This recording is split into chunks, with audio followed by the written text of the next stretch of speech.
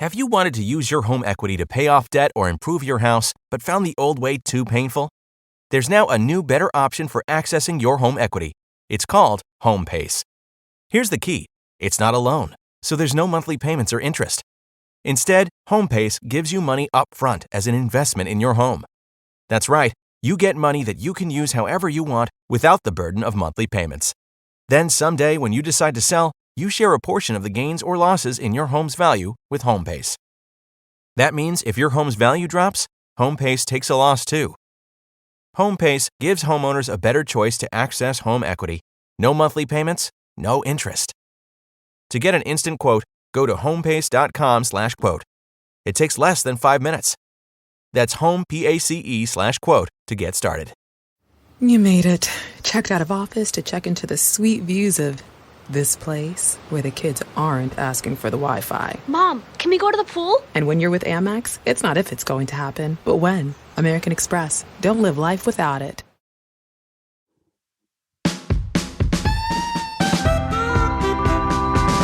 Live from wherever you happen to be, it's the SNL Hall of Fame podcast. And now, here's your host, curator of the Hall, Jamie Dew.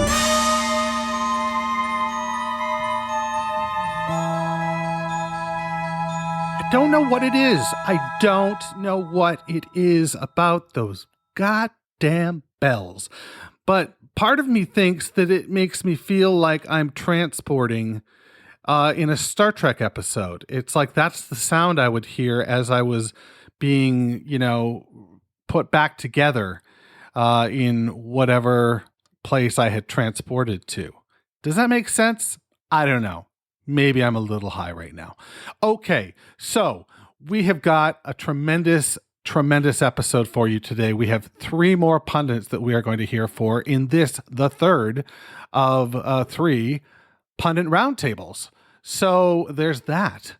I am joined by Kirstin Turnbull, Dave Buckman, and Thomas Sena. And we get into some really great discussion. There are some hard parameters laid out. There is some voting strategy that is in display, on full display in this episode. It's a little different than we got last week or the week before. Dare say I've enjoyed all 3.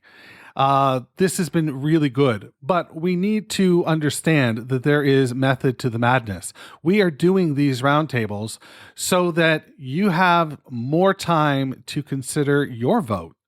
You have up until, okay, I'm just going to say it. This is the big announcement. Voting has been extended. Voting will now not end on May the 20th, Friday, May the 20th, but instead it will end on Monday, May 23rd. So we get that last weekend of SNL and, we can, well, I'll be honest with you, the news cycle, SNL is going to take a lot of air, and we want to extend our voting bank so that you have more time, and so that when we announce the episode, when we announce the nominees, we can announce them in a little bit more of a vacuum. Now, that's the second part of the big announcement. The finale will not be held on Sunday the 29th, but rather it will be held live. We're going to live stream it on Thursday the 26th at 7 p.m. Eastern Time. Thursday, May 26th, I will be live in Los Angeles, California, and we will be linked up with John Schneider and hopefully a guest or 2. And we're going to just do it that way. It's going to be a lot of fun. I'll still release it as an audio podcast on Sunday the 29th. But if you want to take part in a live discussion as the candidates are revealed, that's the place to do it. Thursday, May 28th. No, Thursday, May 26th at 7 p.m. Eastern Time. Man, I need to do this with the calendar in front of me. So those are the big 2 announcements. I can't wait. Anyway, let's get right to this Pundit Roundtable with Dave Buckman, Thomas Sena, and Kirstin Turnbull. Let's go.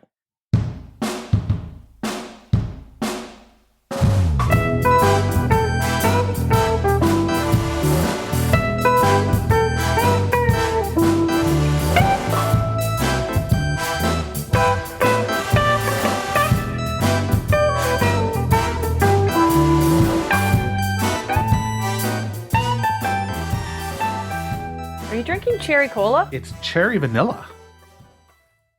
How is it? It's really good. It's Product placement. Is that the gas? Yeah, I wish. I wish I was getting that scratch. We'll do it eventually. We'll do it. You guys will all be drinking like American Idol, out of your Coke cups. And when we do this live next year. Okay. All right. So we are here in the thick of things with our third Pundit Roundtable. And I'm really excited because the other 2 roundtables have been really interesting. And it's a really shining example of how challenging this task is by how varied the results have been so far on about 50% of the ballots. Usually about 50% are the same, and then the remaining 50% are all over the place. So, that's where we're at. I am joined by 3 terrific pundits today. The first one will go in clockwise order from my view. So it'll be Thomas first that we talk to. And Thomas, how are you doing today? Thomas Sena, how are you doing today? I'm doing very well. Beautiful Sunday here in Albuquerque, New Mexico.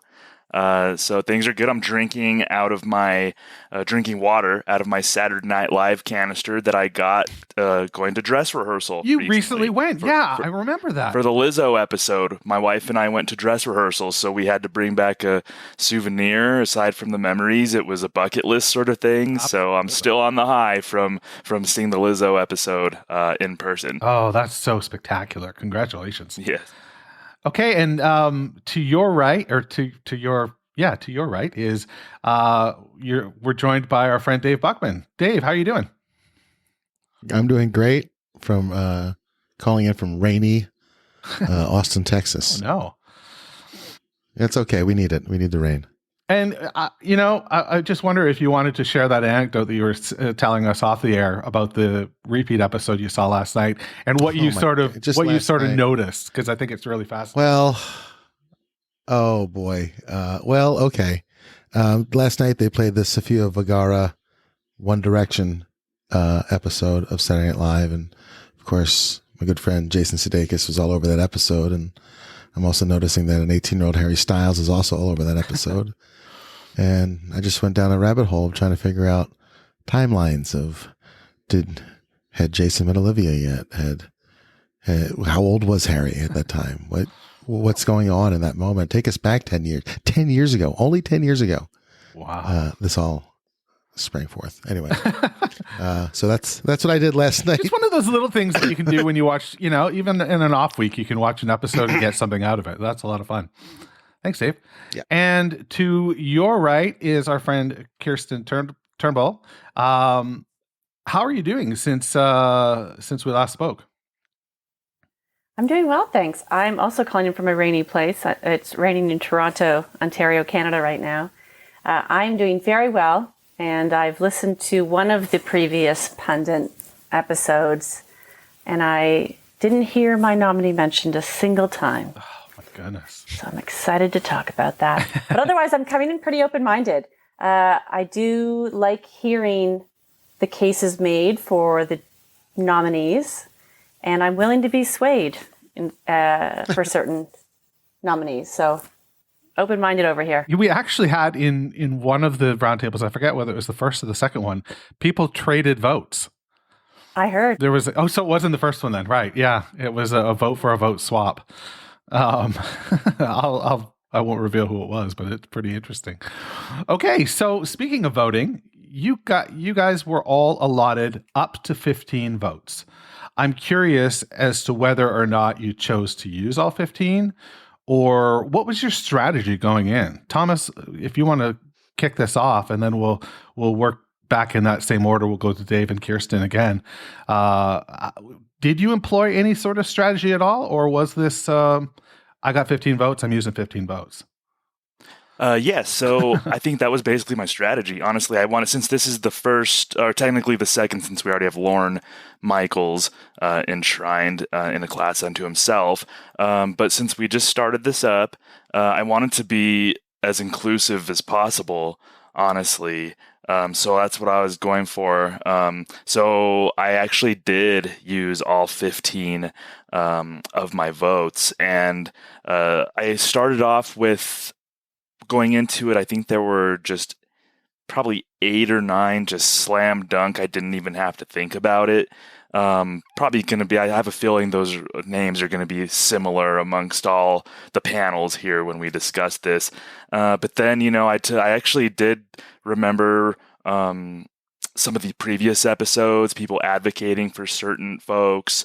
A lot of that really made me think about what I wanted to do with the rest of my votes. So I feel really comfortable with the 15 that I have. And I know we're all like baseball fans. I think we're all baseball fans in here. And so I thought there's a lot in terms of baseball Hall of Fame voting. People talk about first ballot Hall of Famers, and I really didn't.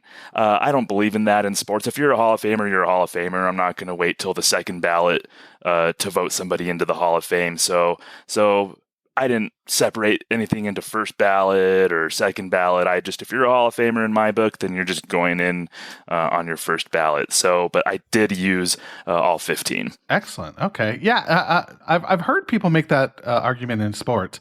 Like, what, if the person's retired or they're not on the show anymore, what else can they do to improve their case? Exactly. Right? Exactly. I guess it's a little different for the hosting and the musical guest category, as evidenced by the Kirstin episode where we talked about John Mulaney, and then 3 weeks later he was announced to do his 5-timer. So we did an addendum to that episode where we played it off the beginning. So yeah, interesting. Okay, all 15. How about you, Dave? Yeah, I think I also used all 15 as well. I don't know how you could love the show and not. I mean, there's very few cast members, writers, hosts, and musical guests that I actively don't like, that I wouldn't consider.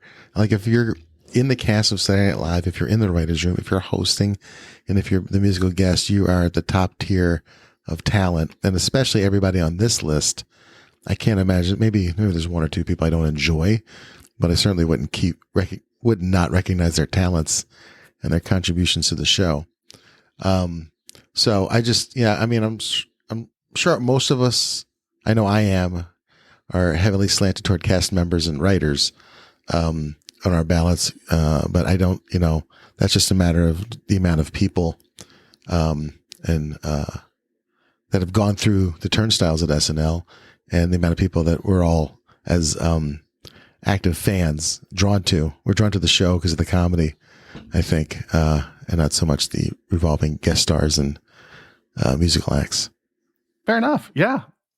So all 15 again. So did you deviate from this strategy at all, Kirstin, or did you stay in the same place? I did deviate. I have 11. Okay. And then I got stuck. My criteria was around recognition.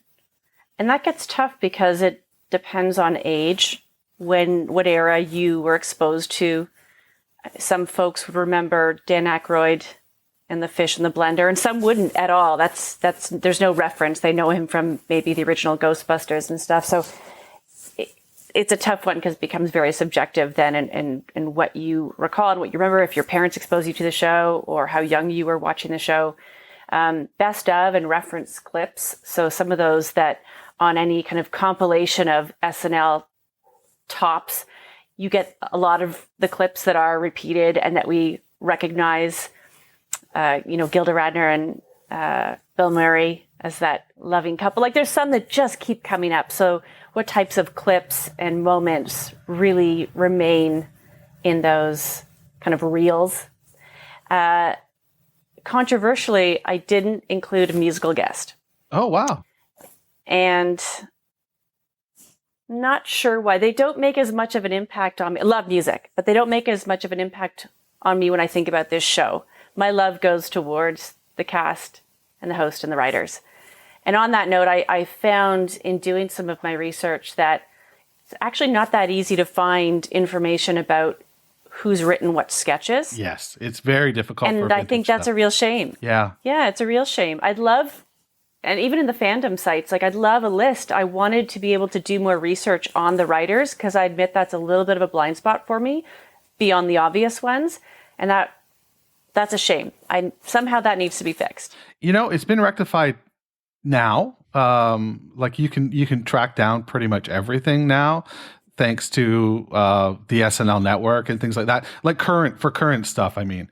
But vintage stuff, but for vintage stuff, it's real tough to sort of trace it back. You get anecdotes in some of the SNL books and things like that.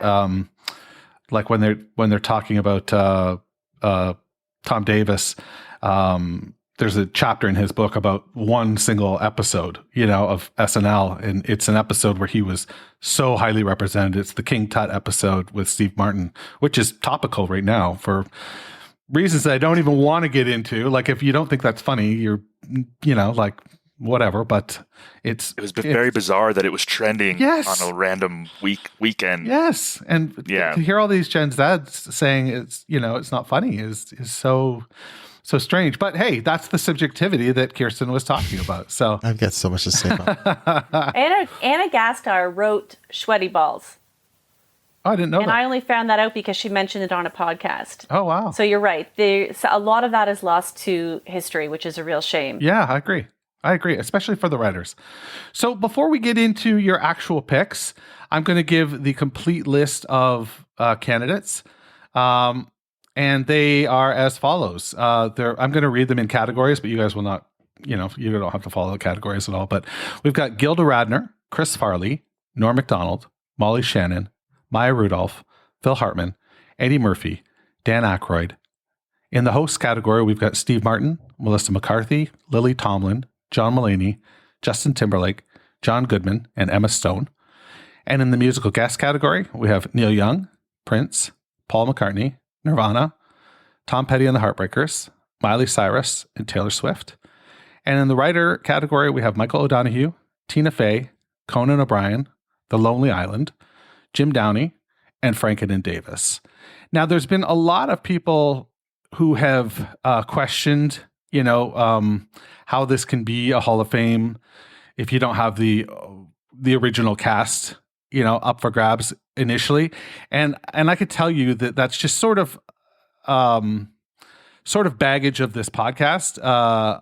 What I tried to do as the host is I tried to curate a list of people so that we could have a breadth of eras and time and, generations, intersposed or interconnected, I suppose. And next year there'll be a whole different list of these four categories that will be nominated. It's in no way indicative of the importance of the people. The fact that Dan Aykroyd and Gilda Radner are the only two from the first cast that are, on there. It's not indicative of their importance by any stretch. It's just by dint of the fact that that I curated the list. So that's that put to bed. So let's get rolling here. Thomas, do you want to kick things off? What was who are you going to bring to the table first? Who are you voting for first? All right, so we'll start at the bottom of our list and then work our way to the top. So number 15 on my list, I voted in Melissa McCarthy. Oh, excellent. As host. And I actually did the Emma Stone episode with you, Jamie, and I actually didn't vote for Emma Stone. Oh my gosh! Ultimately. It was kind of between Emma Stone and Melissa McCarthy, and I actually chose Melissa McCarthy because she just, in terms of host, she just popped off the screen more than someone like Emma Stone, who obviously I think is a wonderful host. But when I think of hosts throughout SNL history, there's certain hosts that just pop off the screen with their performance, and Melissa McCarthy was one of them. So, and she's I believe she's a 5-timer. Yeah. Right, Melissa? So she's a 5-timer.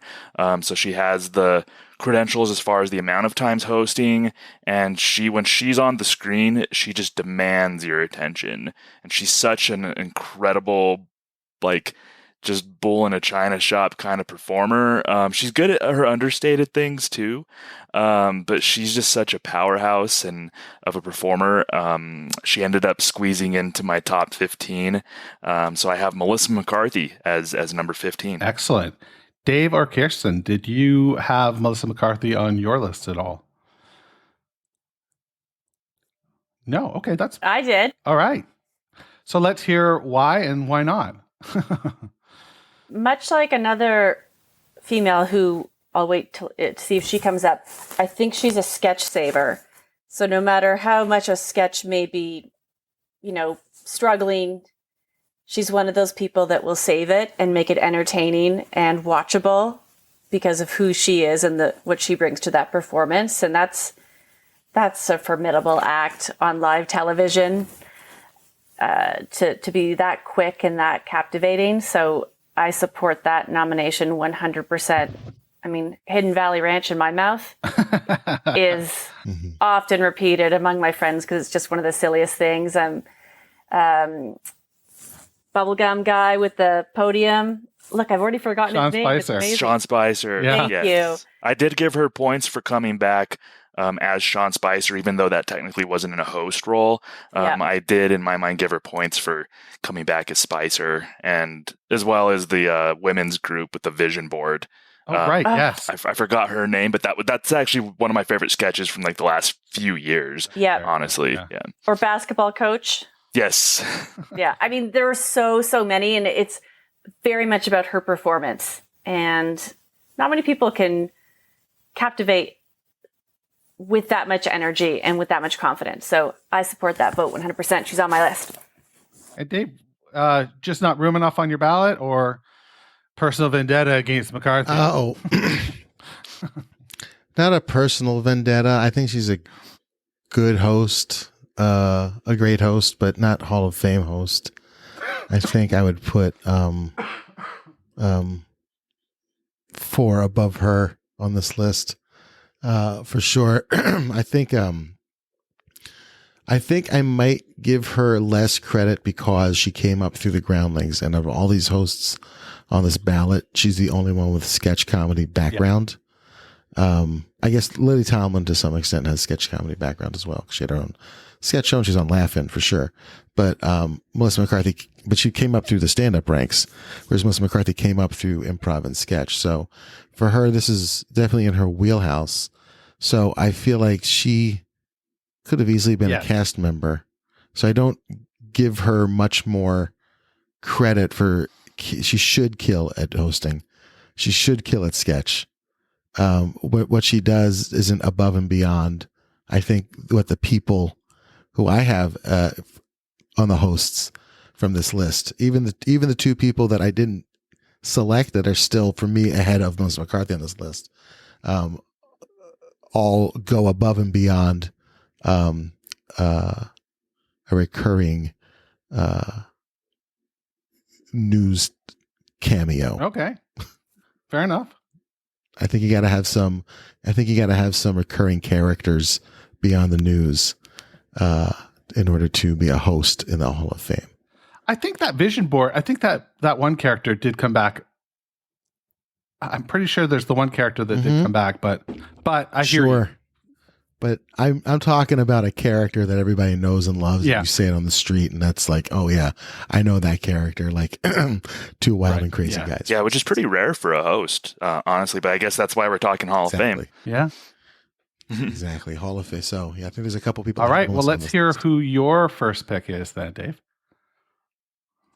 My very first pick, I'll go to the top of my list. Unless are we going bottom to first? Is that a thing? Or just you can do bottom to first, or you can do it whichever way you wish. But yeah, I think they're mine aren't in order, so I'd love to just go wild just go here. Go wild then. I didn't make mine.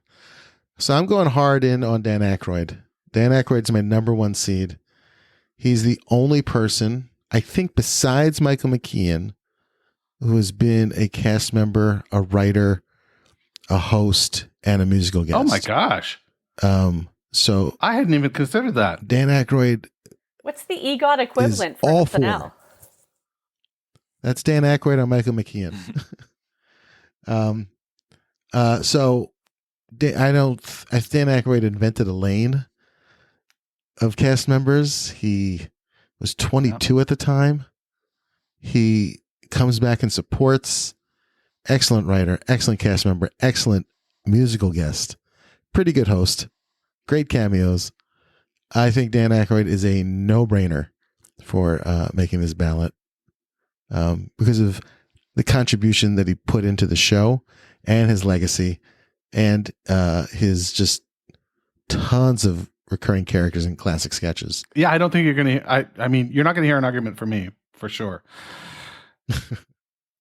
Thomas and Kirstin, did Dan Aykroyd appear on your list? Kirstin, you had mentioned earlier, you'd used Dan Aykroyd as an example.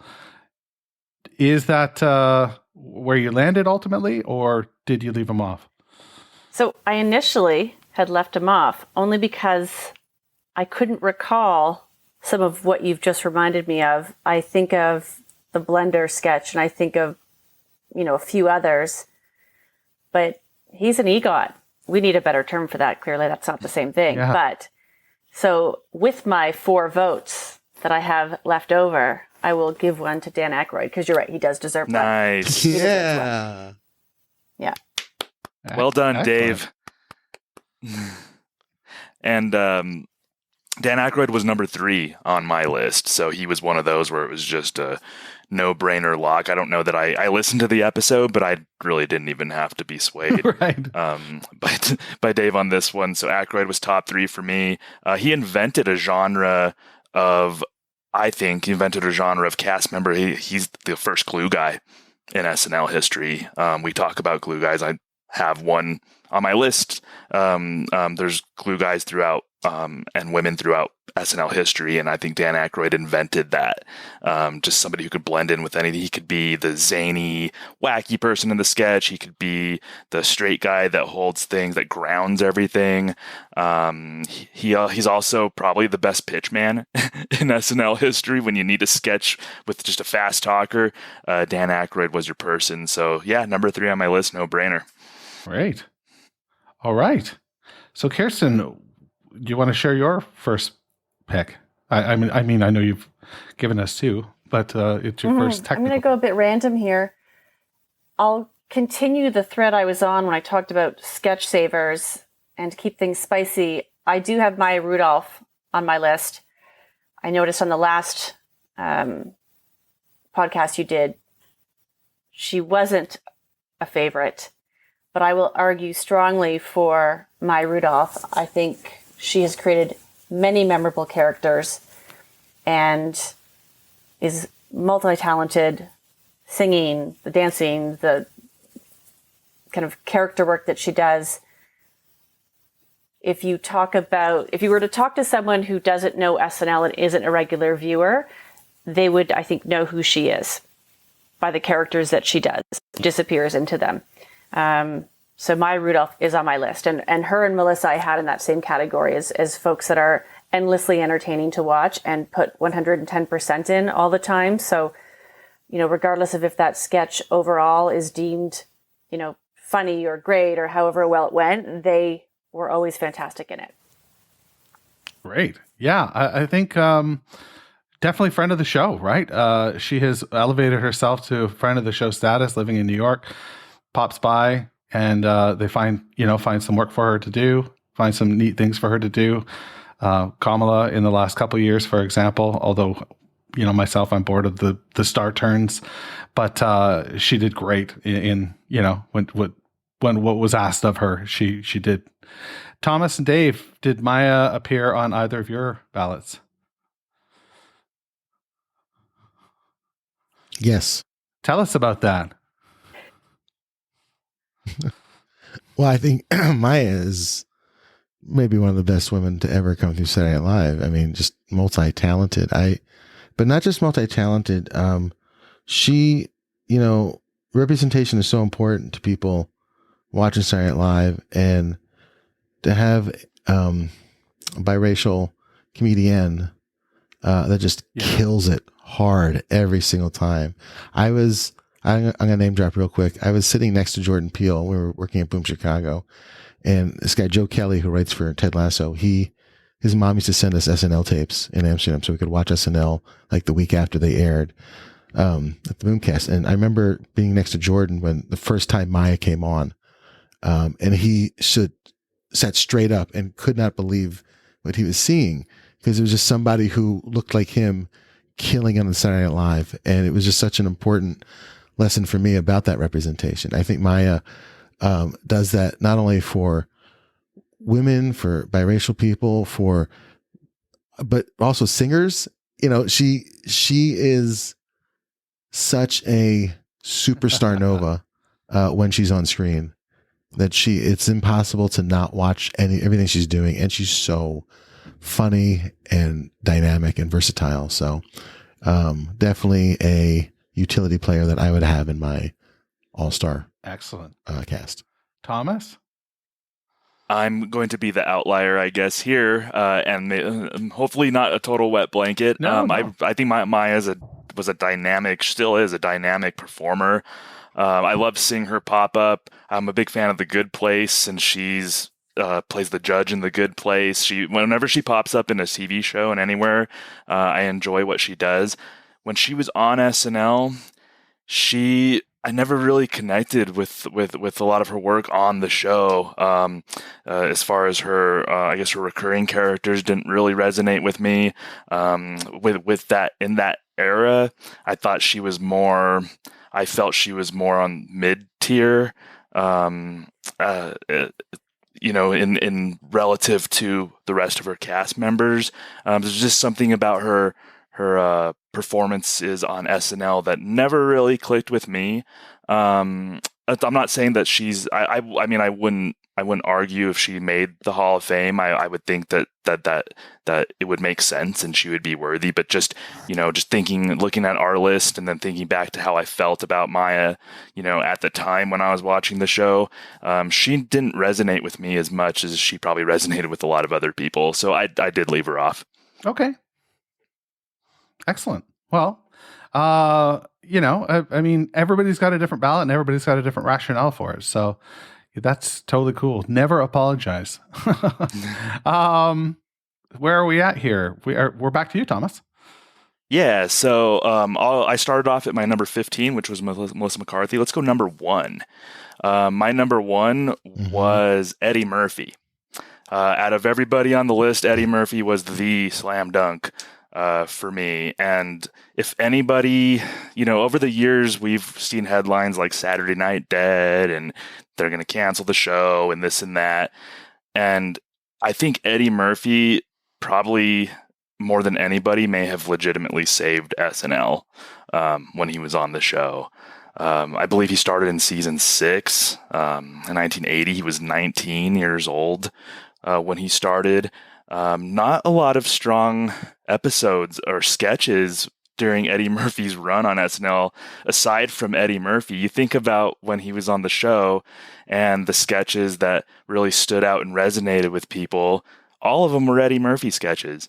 And I think, after Lorne left, the show was definitely in flux. And I think Eddie Murphy became that star and that strong of a performer that may have genuinely saved Saturday Night Live.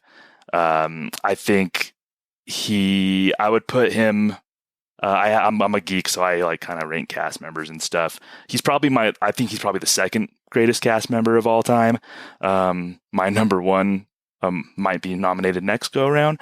But Eddie Murphy is just, I mean, what can you say? The James Brown hot tub, Velvet Jones, just so many memorable sketches by Eddie. I mean, that to me, that's a no-brainer. Number one, Eddie Murphy. Yeah, I think I might have pushed back a little bit prior to sort of the fences being mended. Like it seemed like Eddie was, not around, and until the 40th, then he popped up, and then obviously the big return to host the show, his second time hosting or third time hosting, one of them when he was a cast member. So, I mean, that stuff is just staggering. Exactly. I think Nick Nolte dropped out at the last second, and Eddie just totally said, okay, well, I got this, I'll host. And I don't hold that against him as far as fences that need to be mended. Maybe he was a little sensitive as far as David Spade made a joke on the show that rubbed him the wrong way, but I don't hold any of that against Eddie. I mean, his work speaks for itself. Anybody else have Eddie Murphy on their ballot? Yes. I don't know how you can't.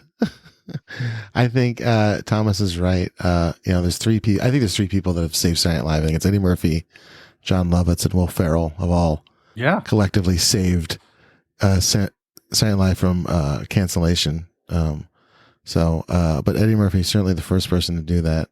And I think if you were going to program a robot to be a Saturday Night Live cast member, you would want to be as close to Eddie Murphy as possible. Just because he's just, oh my God, so charismatic, so funny, so improvisational without breaking a sketch, can shares sketches with other people brilliantly. Is fun. He's just fun. He's exciting. He's the kind of cast member you're like, I can't wait to tune in this week to see what that guy's going to do this week. And I don't know that we've had that in a long time. Maybe Kristen Wiig is the last person to make everybody go like, I can't wait to see what that person's going to do this coming week. But Eddie Murphy certainly took what Saturday Night Live was in the 70s and brought it into almost like Technicolor. Even though the show was in color in the 70s, he brought it into a new era, and actually let it be okay for people to actually leave and the show can get better, which I don't think had happened until Eddie Murphy. That's an interesting point. Yeah. Because I mean, he left midway through the All-Star year, right? I'm just thinking about how Aykroyd and Belushi left in season 4. Right. Season 5 is a little bit of a letdown from season 4, and then season 6 is a wash. But Eddie Murphy makes season 6 and 7 and 8 exciting, and I think the show got a little better.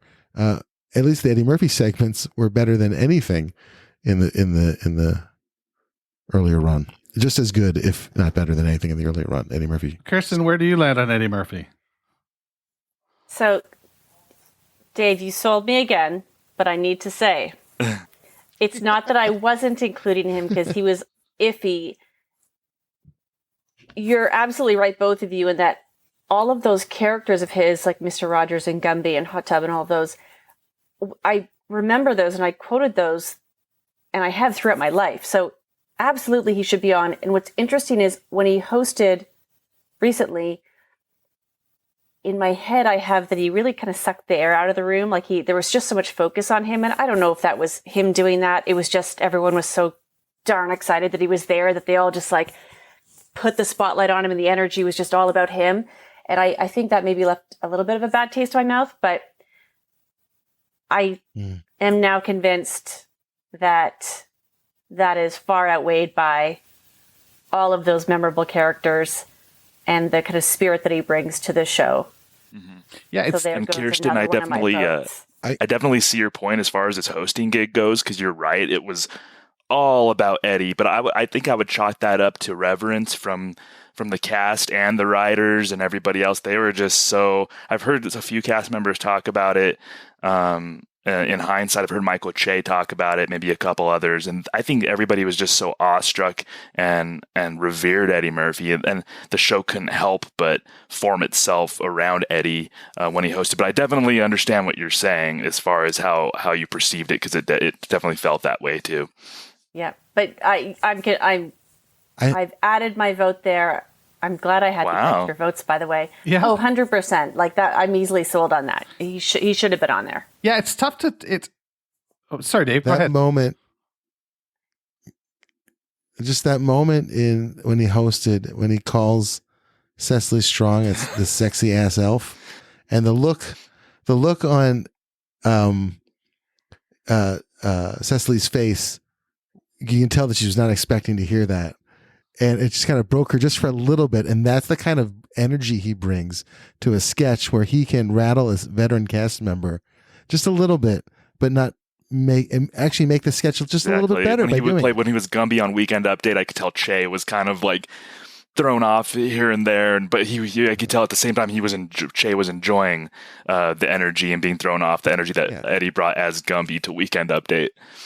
Yeah, you got the impression that they were re-seeing it through their younger eyes, right? And they were lost in that moment, and that energy made it a little bit different and interesting, but I think I'm going to go rewatch it. Yeah, I've got it saved too somewhere. Okay. That was a good one. Eddie Murphy. Tough to tell the story of SNL without mentioning Mr. Murphy. So he appears on all three ballots. Great. Dave, you're up next. Well, I'm going to jump into the hosts, and I'm going to throw out Steve Martin as a slam dunk host as well. Certainly one of the people who have done it the most, who had done it the most earliest, who never has had a bad show, is probably by himself my single favorite sketch of all time. The Holiday Wish from Steve Martin is just Hall of Fame sketch. It's top 3 sketch. His recurring characters as a host, every time he cameos, it's still good. He's great.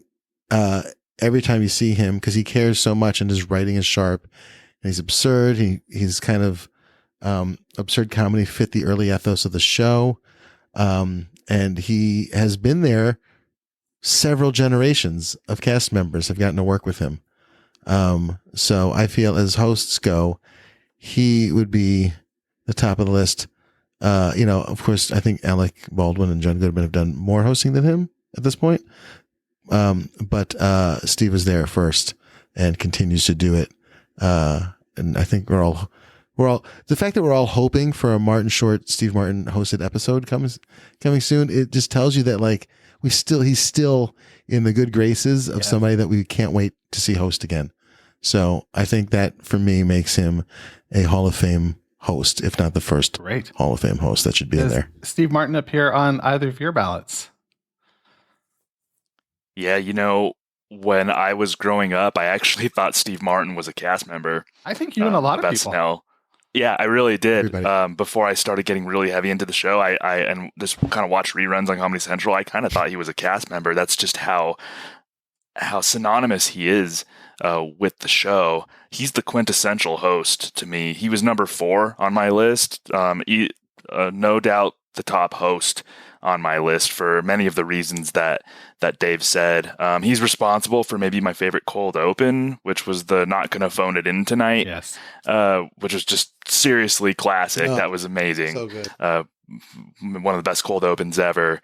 I think Steve Martin just gets the show. He just gets it. And I know he has a comedy background in this case, but even when compared to other people with comedic backgrounds, Steve Martin blows them out of the water as host. So that's another one of those slam dunks, I think. Yeah, he's quite ageless. You're right about, him appearing for all of these generations. It's never awkward, and I never feel like, the old veteran showing up. Like, he's right back in it. And he definitely is the type of person who the audience can't help but really clap for a long time for. Like they need to pause while they're clapping for him. I clap at home in my own living room because I'm so excited to see him. And I also thought he was a host, a cast member for the longest time. He is woven into the fabric of that show. Absolutely. Oh, that's a great way to put it. He's absolutely part of the flag for sure. Yeah. Great. So you're up to bat, Kirstin. Well, again, I'm in random order here, but to switch things up a bit, I have The Lonely Island on here as one of my votes. For me, what they represent was the generation of folks that likely grew up watching and then really kind of pinched themselves to find themselves on the show and really created kind of the digital era of what they were producing and how memes started being produced around it and the kind of virality of what they were doing online. So that was a bit of a shift and a big moment for that show when, yes, it's called Saturday Night Live, but the idea of, pre-produced, pre-recorded material having such an audience outside of the live show itself. I think that was a very big moment for them and has become so much one of the favorite things about seeing the show every week is what is that going to be and will it take off? And I cross my fingers whenever I see what I want it to be amazing. Now that Please Don't Destroy has kind of taken that on, I really want them to be amazing. And they started that and they did some pretty incredible and very funny things. Absolutely. Yeah, I mean, they're responsible for some of the funniest things I can remember in the last 15 years of the show, for sure. Did they appear as a trio? This is an interesting one because they are a trio. They were friends from school. They decided to stay behind in LA and ended up, making history. Did they appear on anybody else's ballot? Dave, were they on yours? Yeah, they are, for sure. Very few. There've been a few people that have changed Saturday Night Live while they were on the show. Certainly, Eddie Murphy's one of those people. Will Ferrell's one of those people. Tina Fey's one of those people. But very few people have changed comedy while on Saturday Night Live. Some people have changed comedy after they left. Maybe Tina's changed comedy after she left. But Lonely Island changed comedy while they were on Saturday Night Live, and that's very hard to do as the new kids. Amongst other fantastic comedians. So I think that alone, they had been trying to do taped bits all the way from Albert Brooks through Gary Weiss. Adam McKay tried to start the digital short revolution and didn't really get it going. But these guys cracked the code and married Saturday Night Live and YouTube in a way that nobody else, they were at the right time, at the right place, and with the right talent and sensibility. And there's so many, Laser Cats is fantastic. So many, Jack Sparrow. I think every time Timberlake sings step 2, put your junk in that box, my wife giggles so hard. Every time, every Christmas episode, it happens every time. So it's one of the funniest things ever that, and of course, Chronicles of Narnia was like number 2. And I remember watching that over and over and over and over again that night when it aired. I just remember watching it over and over and over again that night. Same. I think that was one of the first things that I would have forwarded to someone, like the first pieces of online content that I was sharing because I loved it so much. And it was this crazy different thing. And I had the ability to say, check this out, check this out, check this out. And that's a moment for me. That's really wild. Yeah, because prior to that, it was all water cooler talk, right? It was all, your impression of it, describing the moment to your buddies. And now all of a sudden you could pull out your smartphone and, or your desktop, I suppose, in this case. But yeah. Thomas, were they on your list? Yeah. Yeah, absolutely. They invented a genre. Going into this SNL Hall of Fame process, I think I was a bit dismissive of the Lonely Island. Just I probably just forgot the impact that they made.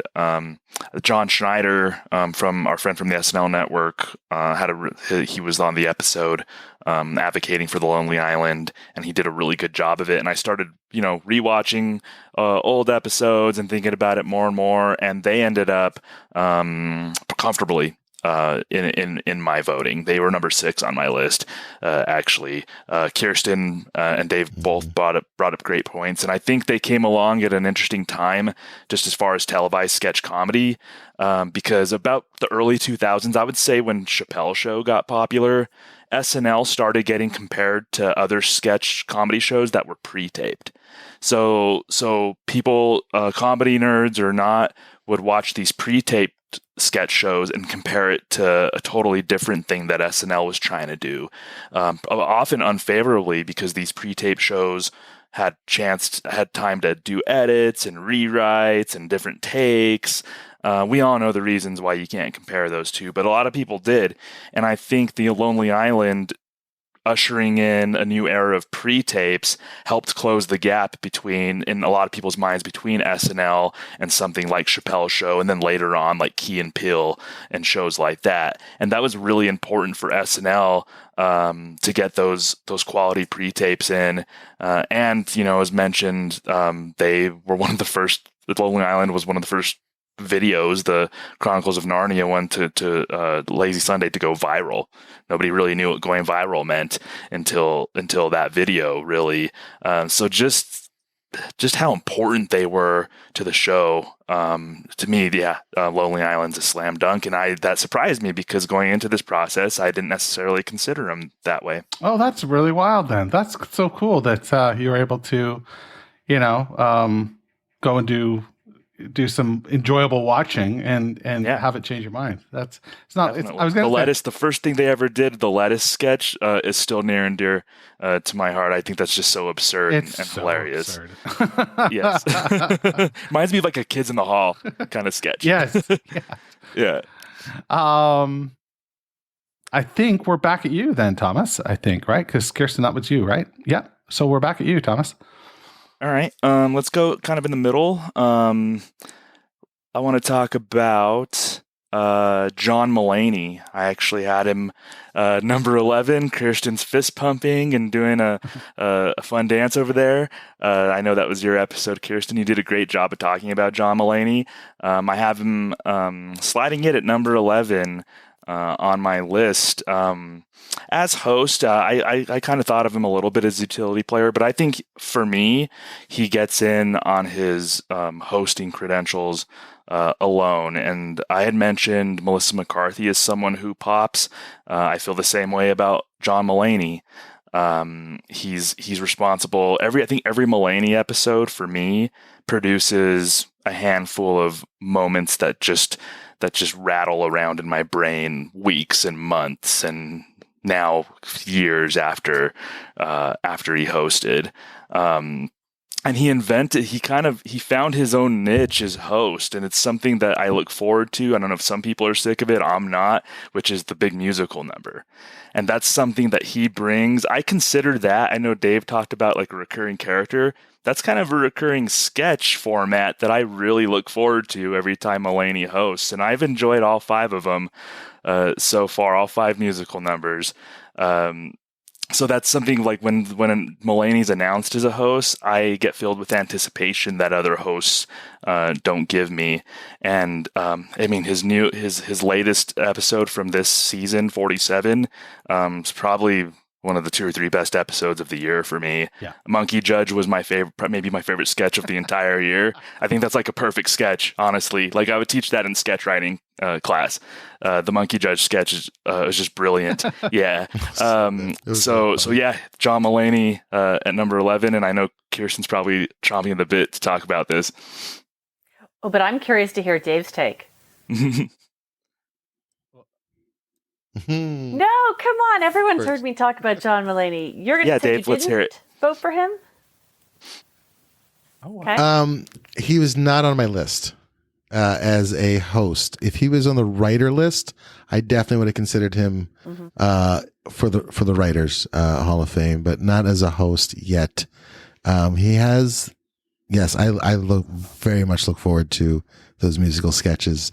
I think there is a diminishing return happening with them, but I still enjoy the hell out of them, and I look forward to them, and I'm still enjoying them. And also the line dancing thing he does at the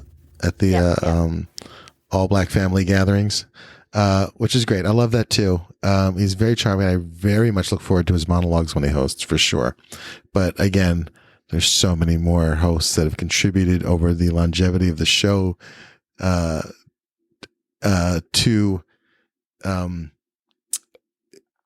it. I don't think he's done enough as a host yet. It's been very recent. I think for me, he's not first ballot host. He's definitely first ballot writer, but that's not possible this year. So that's where I am with Mulaney. I love his stand up. He's one of my favorite stand ups of all time. But as a host, I not before. Interesting, because we talked about Dan Aykroyd. We looked at him. He was our EGOT. Is that right? Yes. And we kind of took in, although he's nominated as a cast member, we took in all of the ways that he's contributed. So, writer and host. Yes. Writer and host.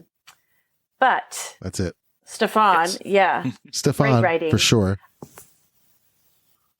He appeared with Stefan on one of his hosting gigs, and I thought that went really well. Not? Yeah. Yes, he even did a Weekend Update shot cameo as a guest spot too, but as a host, okay, he's good. He's really good. We mentioned that there are people that were really good, made for this show. They were weird scienced into being perfect for this show. They have writing skills and not just comedy skills, but physical comedy skills. Oh. They're charismatic. They're talented in other ways. Like, there are so many things that go into this recipe. And I do think he is one of the people that was made for this show. There is a symbiotic relationship between the show and him. And I think he'll be forever linked to this show.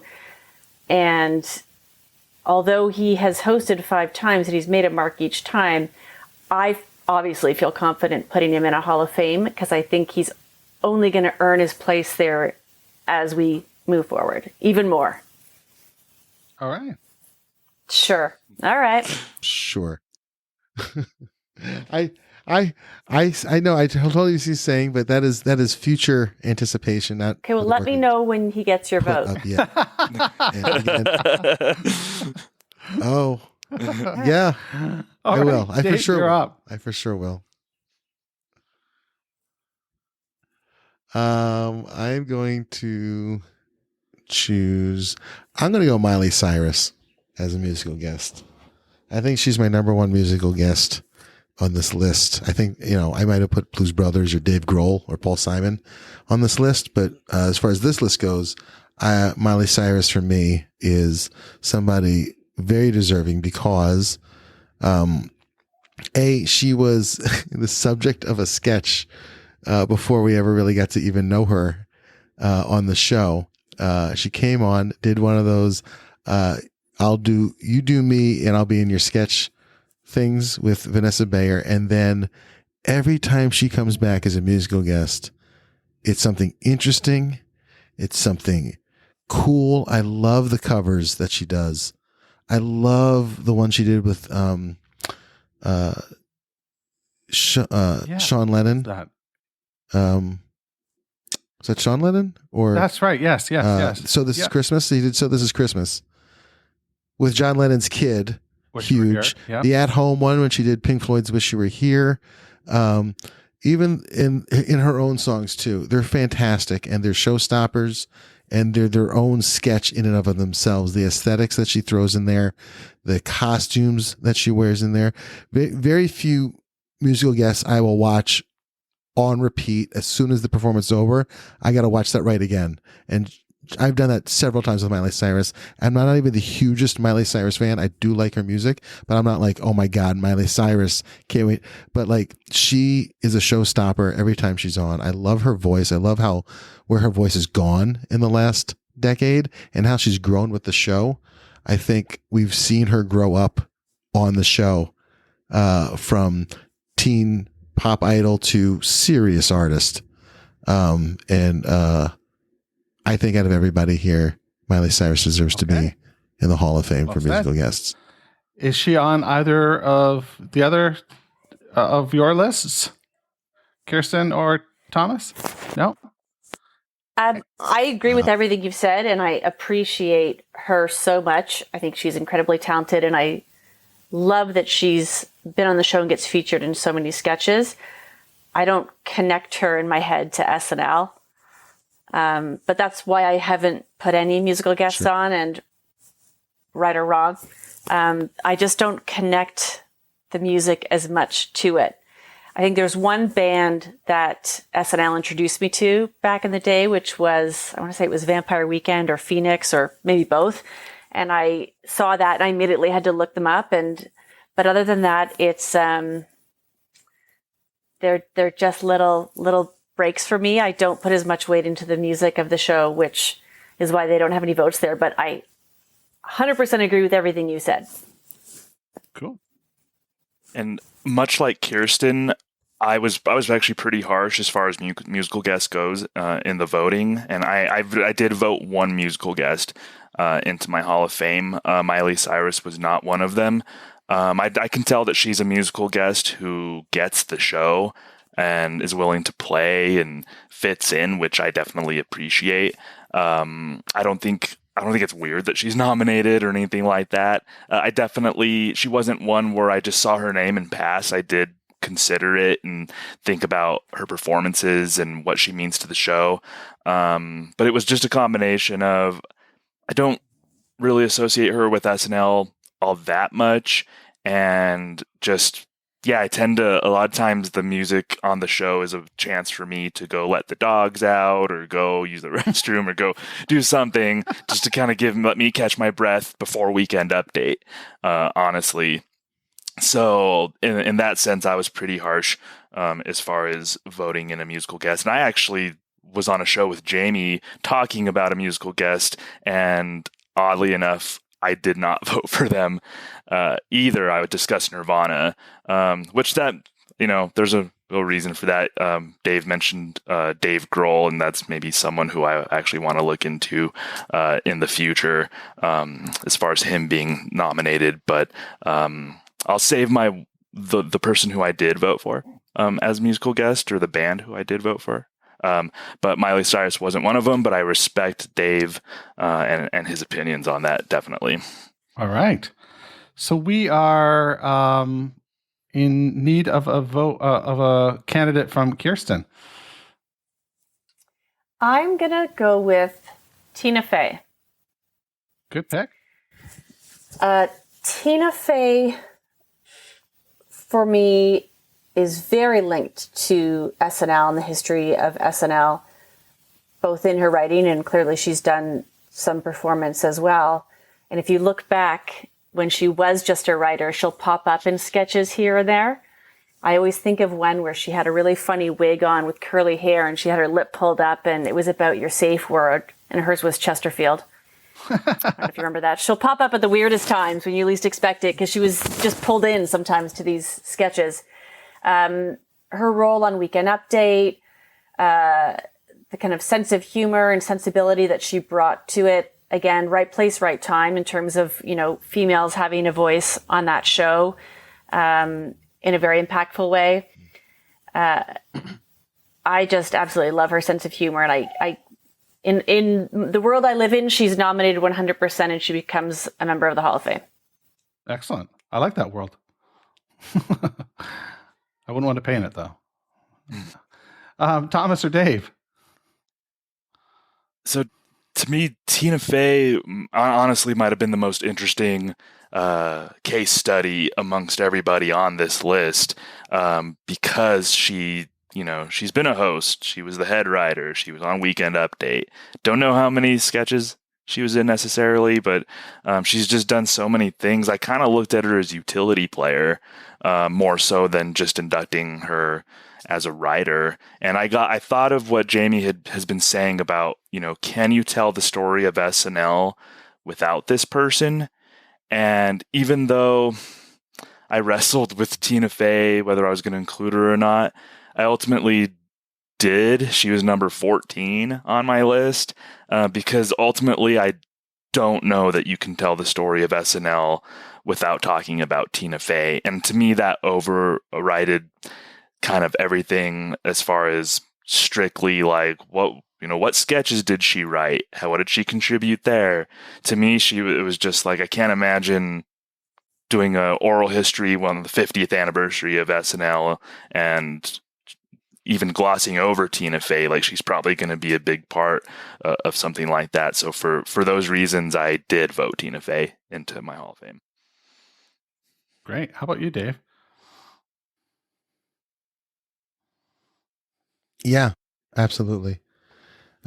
She changed Saturday Night Live just because of who she is.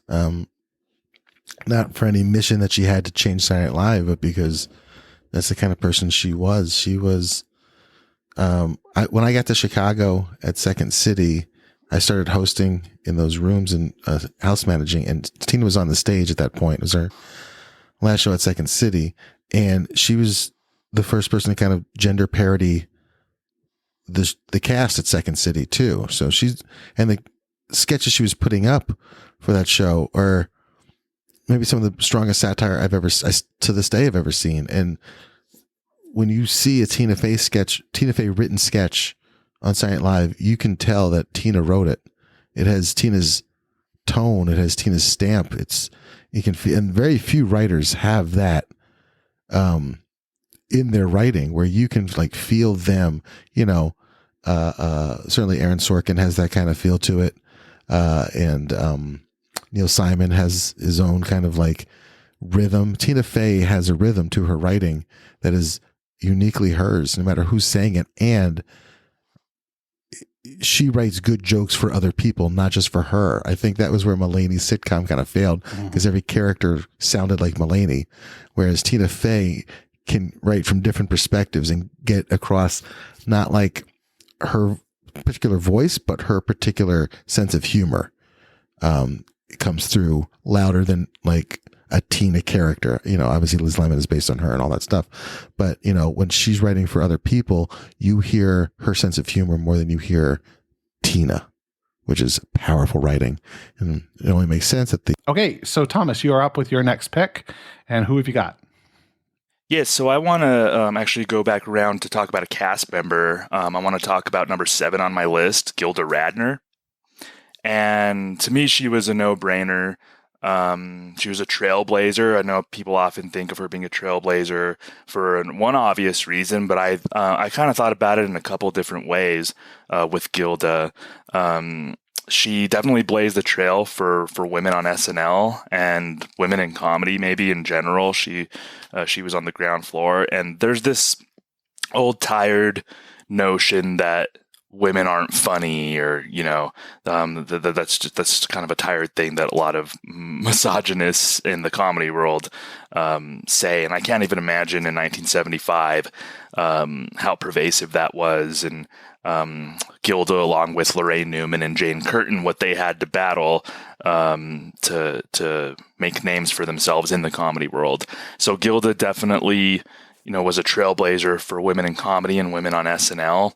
Also, I think she was one of the first to really take advantage of Weekend Update as a cast member and do those Weekend Update pieces. Yeah. So she had Rosanna Dana. Before that, she had Emily Latella, who she appeared with on Weekend Update over 25 times. Quite a bit. Yeah, over a few years. I mean, there were only, 7 cast members at the time. So if you wanted something on Weekend Update, you could probably get your character on. So at the very least, with those 2 characters, Gilda definitely found her lane on Weekend Update. And, that's something that we see even today, we take for granted as far as seeing at least 2 Weekend Update pieces every weekend. Sometimes they tell cast members, especially new ones, if you're having trouble getting a sketch on, maybe try to work it as a Weekend Update piece. And so we've seen that with like Aristotle this year did that Laughintosh 3000 that I thought was awesome. It was great. Sarah Sherman roasting Colin Jost was really good this year too. So the Weekend Update piece is something that we just take it for granted that it's just part of the fabric of the show. And I think Gilda was the first cast member to really find that use that as a lane to get airtime and to get out there and get characters out there. So Gilda Radner, number 7 on my list in the Hall of Fame. I wholeheartedly agree. I think it's really interesting that what you said about Weekend Update, that was likely the only avenue open to her based on what she was facing. And that did become something that is now a definite brass ring. You want a recurring character. If you look at, you mentioned some great new cast members, and I think of Bowen Yang also, who with that trade minister and the Titanic iceberg, like, that was brilliant. Both of those incredible, but really expedited his rise on the show because of those 2 moments, those appearances that he had.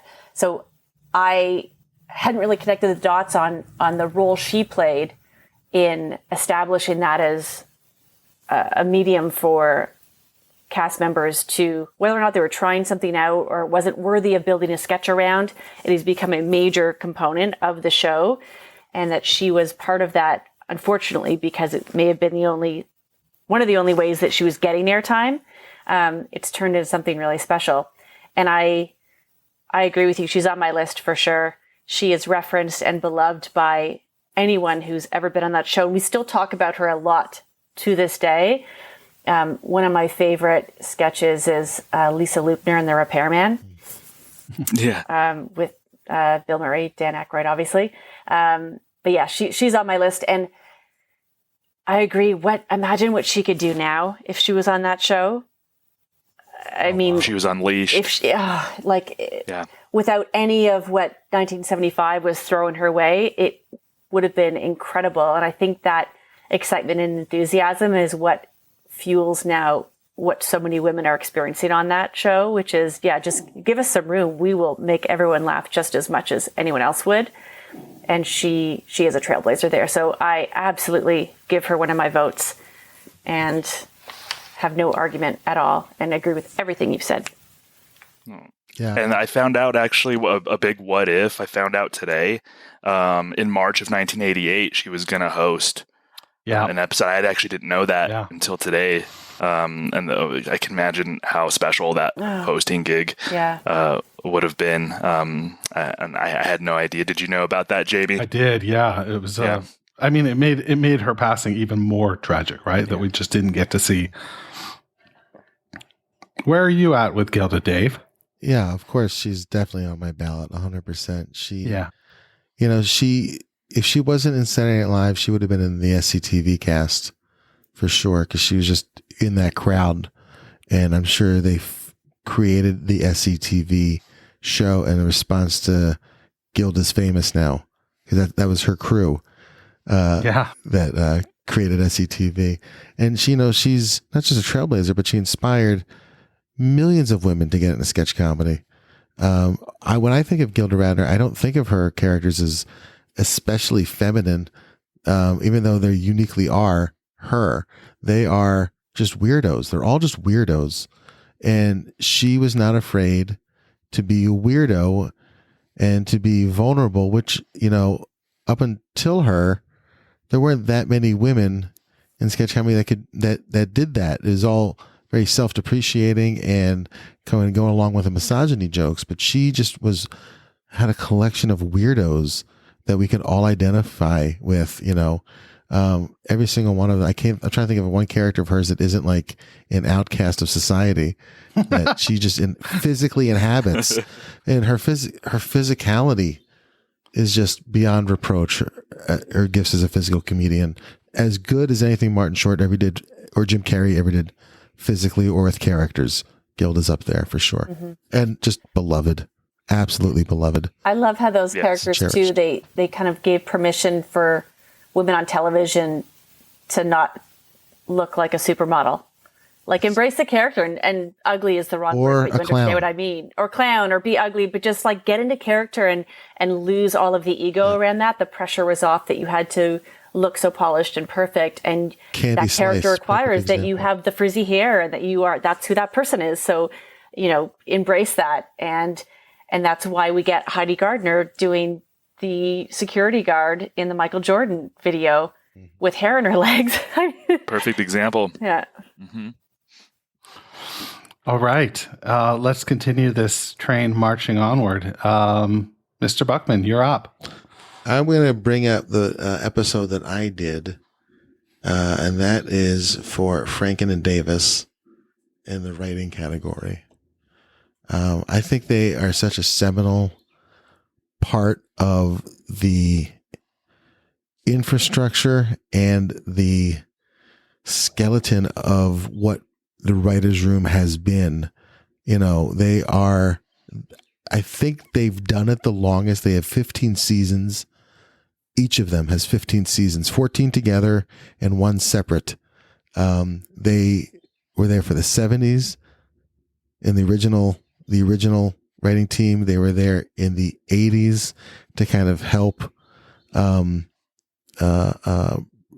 bring it back. They even tried to wrestle it somewhere in the early 80s back to their control, and through the 90s, and multiple appearances. They were featured performers. They were the first writing team to ever be hired, like Lonely Island, like Please Don't Destroy, like Dratch and Faye. They were the first writing team to be hired. They were head writers. They were producers. They were featured performers.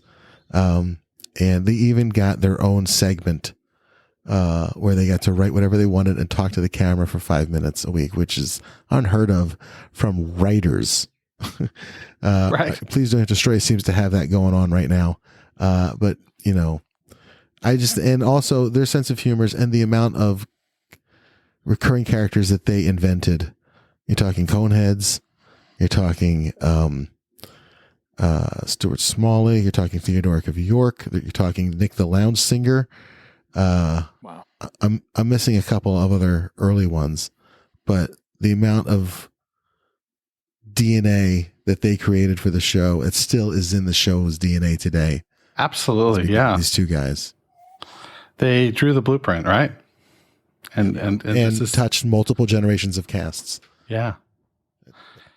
And I know at the top of the show, Kirstin was mentioning how it's hard to get historical data on who wrote what sketches. So writers, for a long time, it was hard.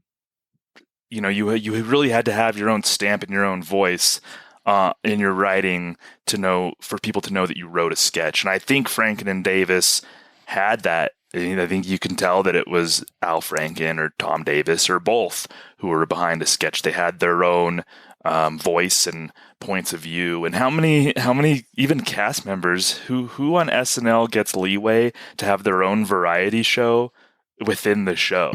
And that's essentially what they had. Dave said they had 5 minutes to kind of do what they wanted, so they would go up there as a team on stage and kind of have their own little variety show. And Dave made such a good case in his show that he prompted me. I'm going to show here on screen. I'm showing everybody the Tom Davis book. 39 years of short-term memory loss. Actually, after listening to Dave's episode with you, Jamie, it prompted me to actually order this book. I haven't started it yet, but the reason I ordered it was because of Dave's episode. Oh my God. He brought up some really good points, and I did vote them. I have Franken and Davis on my ballot. Nice. Thanks, Thomas. That means a lot to me. I also want to throw. He also wrote Continent. Tom Davis also wrote The Continental for Christopher Walken. Oh yes, classic. Well, I am going to admit that I don't have enough information about these guys, but I'm going to go order that book, and I'm going to do some more research. And I do have 2 votes left, and I'm going to leave one of those open because that may happen. I hadn't realized this 5 minutes of open. That's remarkable. I didn't realize that they had that 5 minutes of, I can't imagine that happening for anyone. So I'm very curious. I do think I have some ignorance on what, beyond what you've mentioned, what they wrote. So I will go educate myself, and I'm going to leave a vote open. And I'm going to go order that book for real. Cool. Oh, great. Cool. All right. So Kirstin, you're up then. Well, your pick. In the spirit of remembering fantastic people who would be on the show today if they were still with us, I have Phil Hartman. He also seems like someone who was created in the weird science machine for this show. When I think about all of the characters that he's done, even his voice, like he could play a politician, and he played so many. I mean, he was Clinton, Trump, and Reagan, or a wacky character that has no basis in reality, this caveman or a Frankenstein, and then an Ed McMahon. Like he was so versatile and was just so in on it, and just, as we have said a few times now, got it. He is one of my favorites, and he is also referenced and included in so many of the kind of best of moments that he absolutely deserves to be in the Hall of Fame here. And again, someone that I'm sure he would still be on the show. Keenan would not be the longest running. It would be Phil Hartman if he was with us still today. I have to guess that Hartman appears on your ballots as well. I'm guessing. Phil Hartman's one of my all-time, top two, maybe. Yeah. Favorites of all time. When I was 14, I wanted to be Phil Hartman in the worst way. That's who I wanted to aspire to be, is not only just to be him, but to be that guy in the sketches, to have that kind of commanding presence. You know, he really inspired me to kind of like get into improv and sketch, and really hit me at the right exact time. And I just loved him. I loved when he came on, and I mean, so many funny things, and just how he can hold the room. That Reagan sketch alone. That Reagan sketch is brilliant. I play it for my sketch students at Cold Town. We have it's definitely one that I use for sure as a teaching tool, because there's just so much going on in it that is a valuable lesson in sketch writing and sketch performing. He's one of the GOATs of all time. Yeah, he's, in my opinion, Phil Hartman is in the conversation for maybe the greatest cast member of all time. He's like on my Mount Rushmore. I have him number 2 behind Eddie Murphy on my list right here. Phil Hartman actually is one of the main influences as far as my comedic sensibility goes as a viewer and as a consumer of comedy, and also just as like just kind of being funny around my friends and everything. In the early 90s and late 80s of SNL, a lot of people who I knew gravitated toward like Dana Carvey, Mike Myers, Chris Farley. But there was something about Phil Hartman that stood out to me, and I think it's because I identified with a lot of the dry sense of humor that he could convey. And so when I was around my friends, I would say a joke, but it would be played in the most dry way possible for comedic effect. And I got a lot of that from people like Phil Hartman, honestly. And when I saw him, when I started getting really into SNL, I identified with him because I had a dry sense of humor, but I didn't quite know that you could be a popular comedian with a dry sense of humor until I started watching Phil Hartman on SNL, and he just totally blew my mind and made me feel confident as just somebody who enjoyed comedy. Phil, and we mentioned, glue guys, Dan Aykroyd. Phil is maybe he's the consummate glue guy. He can deliver whatever you need in a sketch. He could be the most outlandish character. Kirstin referenced Unfrozen Caveman Lawyer, which was just on its face just a ridiculous premise that should not have worked. But Phil Hartman made Unfrozen Caveman Lawyer work. He could also just play the straight guy in like Matt Foley sketch. He was just the dad that was just sitting there. He wasn't doing anything wacky, but he made it so the wackiness of Chris Farley kind of shined through. Phil was just such a team player, and I could go on and on about him, but just slam dunk, like, great choice, Phil Hartman. Mm-hmm. I can picture, too, the comedians that you mentioned that were in his era. They're the ones slipping on the banana peel, and he's the one who camera cuts to him and he just winks. Like, and that's all it took. Like, that's a moment I made up. But they were really out there hot dogging for the laughs, and he really could just sit back and have confidence in the subtler aspects of what it took to really create comedy. If Sergeant Bilko, if him and Steve Martin had swapped characters, that movie would have worked. Because if Phil Hartman was the straight talking but also duplicitous person who had like two secret lives, and Steve Martin was the heavy and the bag, it totally would have worked. But anyway, I completely agree with you. And I'm also reminded of Phil Hartman's cameo in So I Married an Axe Murderer. Yes. He completely stole a scene, and he didn't shout. I don't think he shouted one time. He was just playing it straight. He played the tour guide at Alcatraz, and he just totally stole that scene in a way that I think only Phil Hartman could. And that's what he brought to the show. That's just right. I think on paper, a lot of those characters would have looked pretty black and white. Mm-hmm. And what he brought to them is what made it so magical. Also a great writer on top of that too. Contributed heavily in the writer's room as well. It wasn't just somebody who showed up and did the show. He would write a lot of people don't remember that he co-wrote Pee-wee's Big Adventure. That's right. Because he came from that show on the Groundlings, but he's a fantastic writer on top of being a fantastic stage presence. He was pretty much a fully formed adult when he started on the show. He was on the older side of when people usually start on SNL. He was in his late 30s, I believe, when he became a cast member. So he had already lived life, and he was a little more grounded than somebody say in their early 20s who started on the show. And I think we saw a lot of that on screen. Yeah, I know. I started watching really young, and seeing him, when you're young and you think everyone's so old.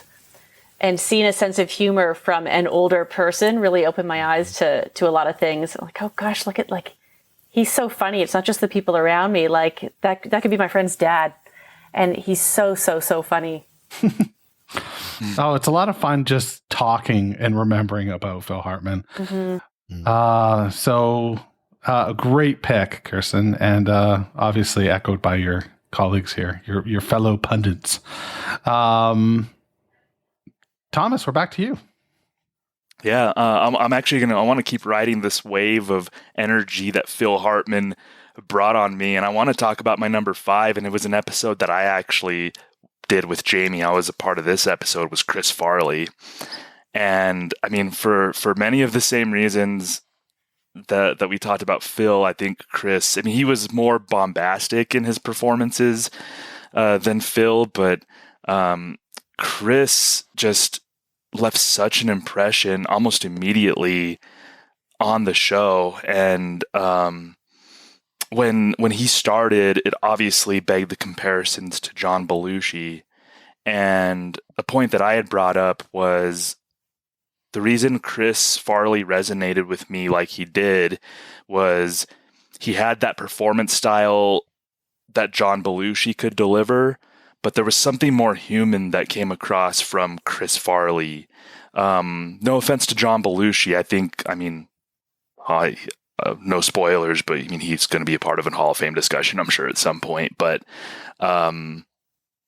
Chris Farley, just there's something knowable about him. John Belushi almost seemed like an alien that performed comedy. I didn't really feel like I knew John Belushi.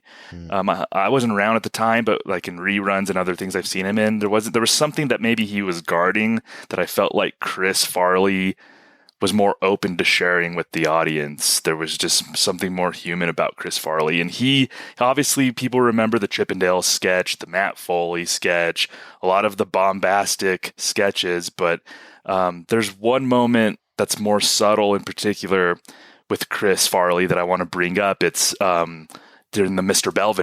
Belvedere sketch when Tom Hanks hosted. One of the greatest sketches, in my opinion, one of the greatest sketches of all time. And Chris Farley stands up and he plays one of the members of the Mr. Belvedere fan club, and he's just kind of this like giddy, like, oh man, I love Mr. Belvedere, I want to know who he is, and I look up to him, and he's saying all these glowing things about Mr. Belvedere, and then he just has this perfect comedic timing in there, this perfect pause, and he says, should we kill him?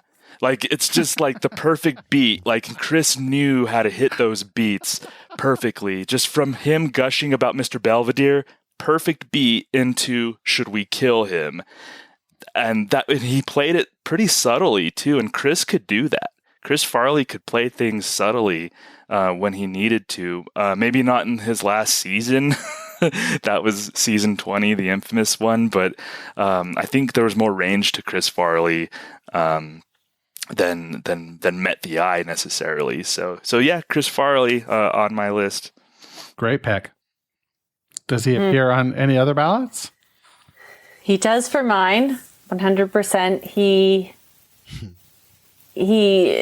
is so much a part of SNL for me. I am also sad that, we didn't get to continue to experience his evolution as a performer on the show, because I think it seems like there was some insecurity in his part. He threw himself into things so much. And what I've read about behind the scenes stuff is he'd try anything. And I would have loved to see him really settle into the confidence that he has as a performer, that those subtleties are really some of those more magic moments. And it wasn't always about being the loudest, craziest, most arm flailing person out there. Having said that, those were amazing moments. And I actually don't know this, but did he ever break? I don't remember. Nothing memorable. I know he tried to get people to break. He broke people, but I don't know. Yeah, in the Pepper Boys sketch, I think he tried to break Adam Sandler, and Chris flew in just to do this. I think it was the Pepper Boys sketch. And he plays this character when he asked the prop people to give him these outlandish sideburns, and he was just supposed to say, "Oh, thank you, Pepper Boy, that would be great," but he just delivered it like, "Thank you, Pepper Boy, that would be great." And then I think Adam Sandler just kind of like, he had to turn his head or something because Chris broke him in that moment. I don't remember Chris breaking though. When he's running up question. The platform towards the UFO and his pants accidentally fall down. He breaks. Oh, does he? Yeah, I gotta watch that again. Okay. Yeah, maybe when he was on Weekend Update and he was supposed to get lifted off of his seat and it got caught in the set. I think you could kind of see him break just a little bit. That's funny. I think one of my favorites is Schlitz, the beer ad. Yeah.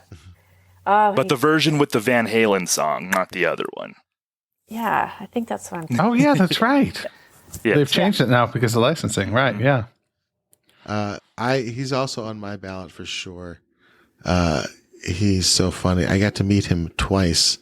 Just from being in Chicago Improv, I was there. I was in classes when he passed, and I was working at Second City, so I got to meet him a couple times. And not only does he make you feel like you know him, he does that when you're in person too.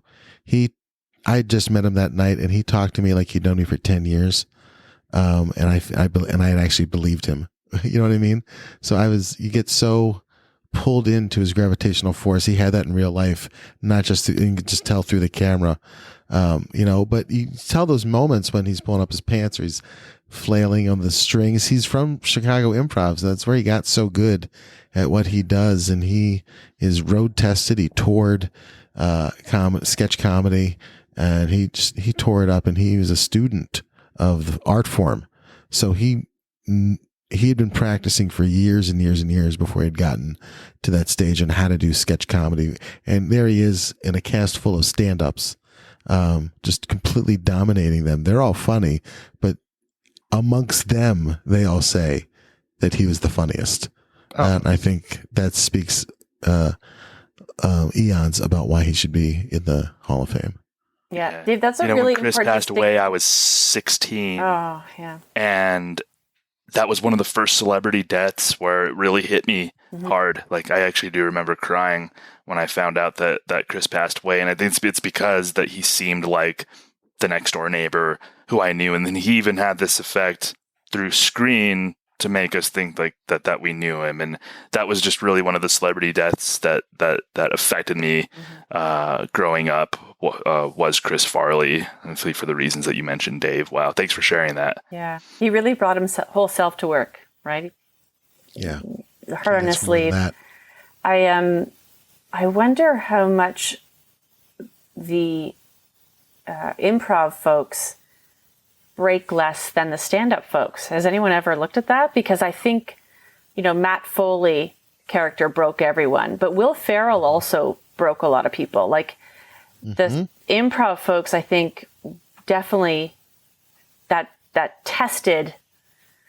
Horatio would break a lot, and he's from Chicago. Yeah. Improv. Oh, yeah. But he would. But Horatio's a breaking artist. Like that's part of his. Even at Second City, he would try to break people and would love to. It's just that was part of his.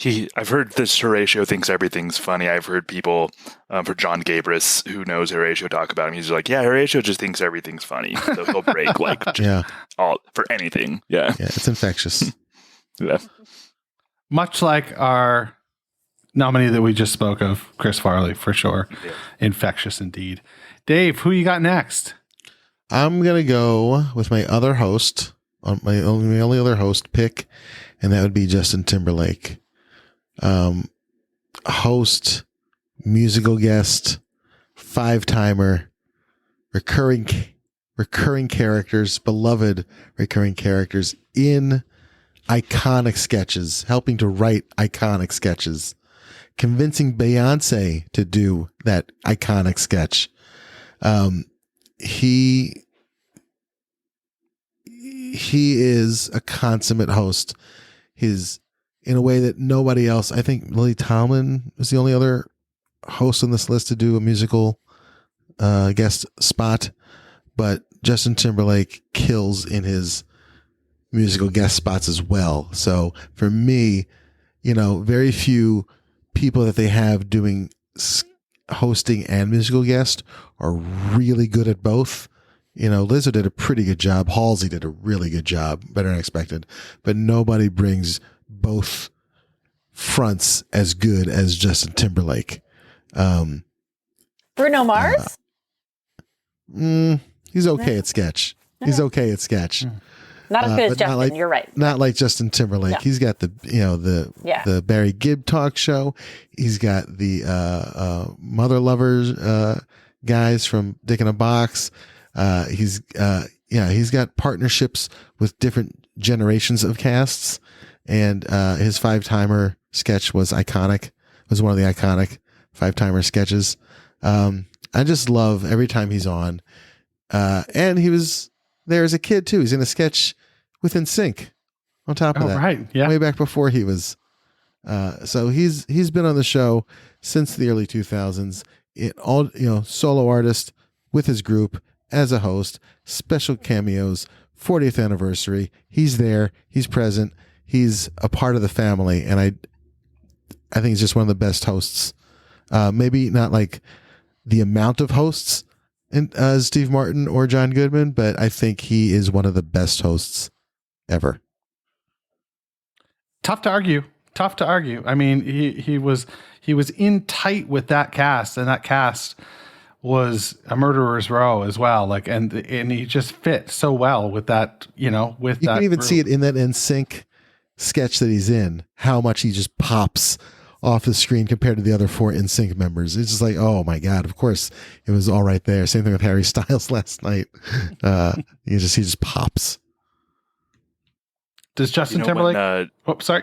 Go ahead. Oh, when Justin Timberlake first hosted, it really made me angry because I was jealous because he could dance, he could sing, he's good looking, he gets these beautiful women, and he's good at comedy too. Like that's not fair. Like, I was just blown away by how good he was. And at the same time, I was like, man, like, does he just have to be talented at everything? Could he go into the major leagues and hit 30 home runs tomorrow? Like, what can't Justin Timberlake? A good impressionist on top of that. He's a pretty good impressionist. You know what? I'm halfway regretting not putting Justin Timberlake on my ballot. I really am.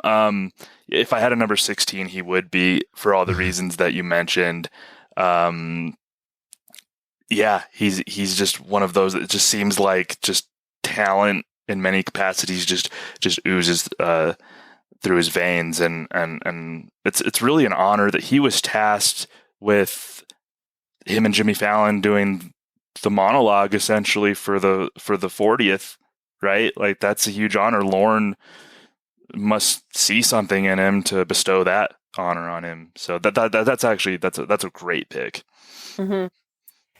So I wrestled with that one, but if you are counting, I have 2 votes left. I'm holding one for Franklin Davis, but I'm going to give that last one to JT.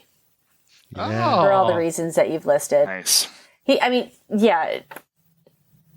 rewatched when he first hosted. I rewatched it many times because it was so funny. And to your point, Thomas, like, can he do everything? Bring it on down to Timberlakeville. Bring it on down to Timberlakeville. That was a recurring one, which is a great one too. And the Gibbs, and seeing him and Fallon together also just makes me happy. All of their, like, the camp, when they're in the camp cabin, like in the beds and stuff, like all of those. Yeah, so funny. One of those, like, can do everything type talents, and friend of SNL. So yeah, you're right. He deserves to be on there. He does. Excellent. I have one vote left and I'm holding it. Yeah. I love the... I know, Dave could sell ice to an Eskimo here, huh? This is great. Way to go, Dave. Unfortunately, it's only in the SNL metaverse. Fine with me. All right. Kirstin, you're up. Well, I have, for your consideration, John Goodman. Huh. I wish John Goodman, and I was appearing with as much frequency now as he did then, because he is also one of those folks who is just so game for whatever they put forth. And I remember, Linda Tripp, obviously, but super fans. And I mean, I think he showed up recently recently-ish as Drunker Uncle, I think. Yeah. Also someone with a lot of versatility who will surprise you with what he kind of pulls out. And for the reason that he's number 3, I think, on most hosted lists. Is that right? Yep. He has to be considered just for that alone, that he's been on that many times and he's done such a quality job each time. I really hope that he comes back soon. It would be great, yeah, because he owned the 90s. He was there every year of the 90s, basically. Yeah. And I think Lorne, he doesn't have weeks off necessarily, but I think when he books somebody like John Goodman, he just, there's less pressure. I think he probably feels less pressure that week because he knows that the show is in good hands with someone like John Goodman. And that really says a lot about a host, where you could just come in, you know what the hell you're doing. You can fit in with the cast. You're willing to dress up, do crazy characters, play with the cast. He's willing to, just be a more subtle focus. A lot of hosts maybe feel the need to be the center of every sketch. John Goodman doesn't. A good example, I think, is the McLaughlin Group, which is a wonderful sketch that any new SNL fan needs to go up and look up. The McLaughlin Group, Dana Carvey, and whatnot. But John Goodman was in that sketch, but he just kind of played the straight man who had good timing, good delivery. Goodman could just give you whatever you needed out of a host, and he does make my list. I have John Goodman on my list. Excellent. Dave? John Goodman was the hardest cut for me. he's the only one that I really struggled with not including because, he's got a lot of the prerequisites. He's hosted so many times. He's so good at it. He's got recurring characters. He like Linda Tripp. He's got a recurring role in Bill Brasky. Like he seamlessly fits into other people's sketches as if he could be a cast member, which I think he did audition very early on, but he could have easily been a cast member because he's so good at the art form of sketch and playing. It's still always John Goodman. He's not slipping into characters. He's John Goodman with the wig, or John Goodman with the bald cap, or John Goodman in a dress, or whoever John Goodman is. But he's so much fun and such a charming performer. I really enjoy him. But there's just 15 other people or musicians that I just thought had contributed just a little bit more. Certainly, second ballot next year for sure. John Goodman should be making it. Hopefully, but did not. So Justin Timberlake was my toughest cut, and John Goodman was your toughest cut. So it kind of like the universe kind of balanced out the hosts right for there, sure. I think, in some way. All right, Thomas, you're up. All right, I want to talk about a writer who's on my list, and that would be Jim Downey. As we have mentioned before, it's hard for writers, especially before we knew exactly who wrote what, to really break through on the show as writers. But I think, especially given the importance and politics plays on SNL, people say, oh, SNL's getting too political. It's been political since day one. And that's because of people like Jim Downey, who have had a huge voice. And I think, we remember all those political sketches from the late 80s throughout the 90s and everything. Jim Downey's fingerprints are all over those political sketches in that era. He just had that mind to write about current events and what was in the news, and so his voice really shined through in an era of SNL where writers' voices didn't always shine through. As a bonus, he was in a couple of great sketches. The Change Bank sketch from the early 90s. Jim Downey was in that one. He was in Eddie Murphy's White Like Me sketch, just kind of briefly, but he was in that sketch too. But I think as far as writers throughout SNL history and whose voices really shine through, it's hard to talk about SNL and SNL history without talking about Jim Downey. Yeah, he's a great point. He's definitely on my list too. I mean, I think he is such an important figure. I think, even Dennis Miller said he's the second most important person on Saturday Night Live besides Lorne Michaels. His political sketches have set the tone not only for Saturday Night Live, or not even for comedy, but actual American discourse. He's helped elect presidents. He's helped prevent people from being president. Just the sheer force of his writing of comedy and satire. So I think if Saturday Night Live's mission is to wrap up and set the tone for the American discourse, Jim Downey's very much a part of that conversation. He's on my list as well. I'd never heard the second most important person behind Lorne Michaels. That's fascinating. Yeah. Sorry, Kirstin. No, I was going to say he's on my list as well. Oh, great. If I look at sketch comedy shows, Saturday Night Live has a political voice, and that was shaped by Jim Downey and his writing. And before they really, really started leaning in on and over-indexing on some of the political sketches, I could think back to just how much we were anticipating them. Is Tina Fey going to show up as Sarah Palin?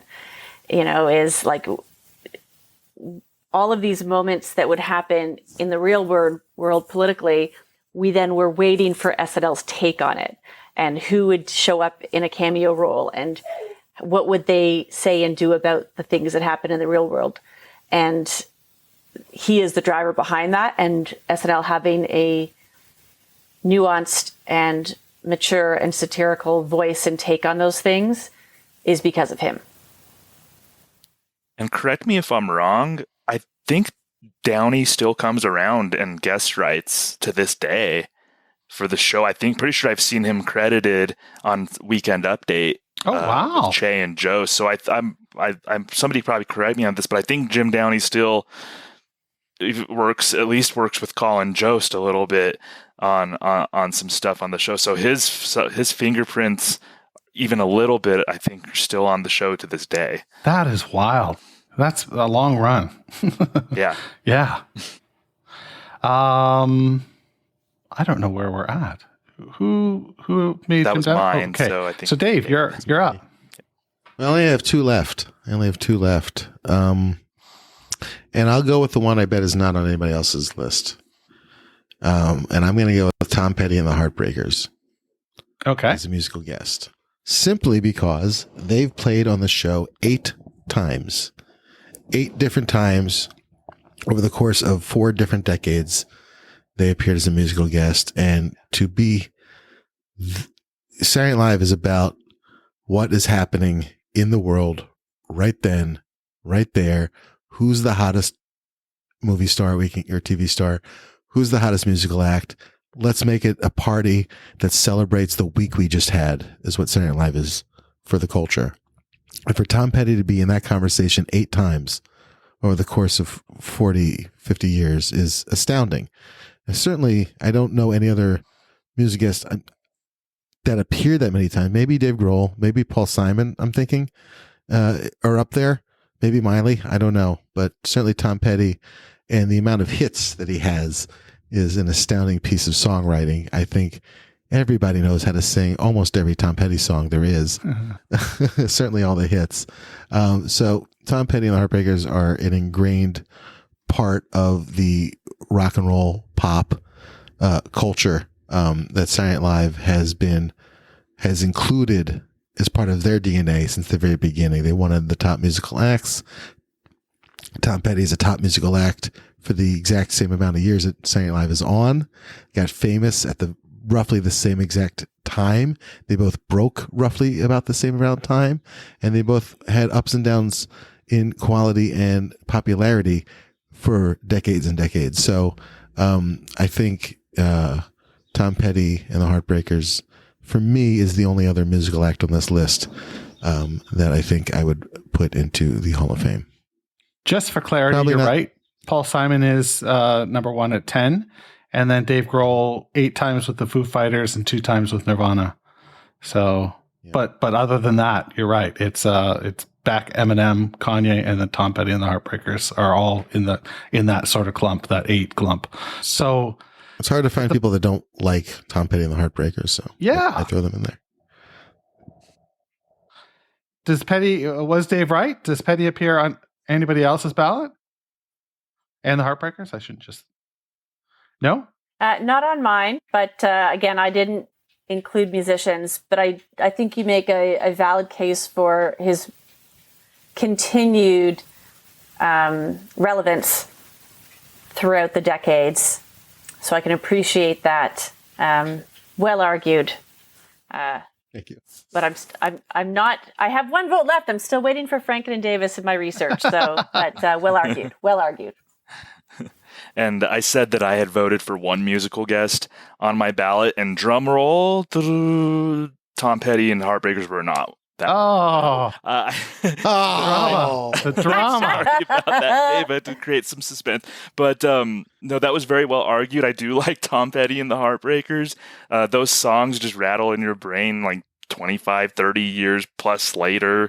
Who hasn't done the Jerry Maguire thing and belted out Free Falling when they were driving? Oh, right. That's Tom Petty and the Heartbreakers right there. So that's a very well argued, if I was more prone to letting musical guests in, Tom Petty and the Heartbreakers definitely would be near the top of the list, honestly. So I think it's just a matter of perspective there.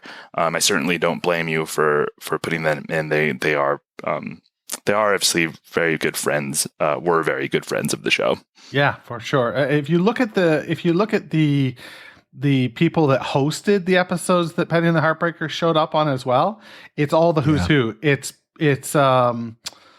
Goodman, it's Smartin, it's Baldwin, it's Hanks. It's like right up there.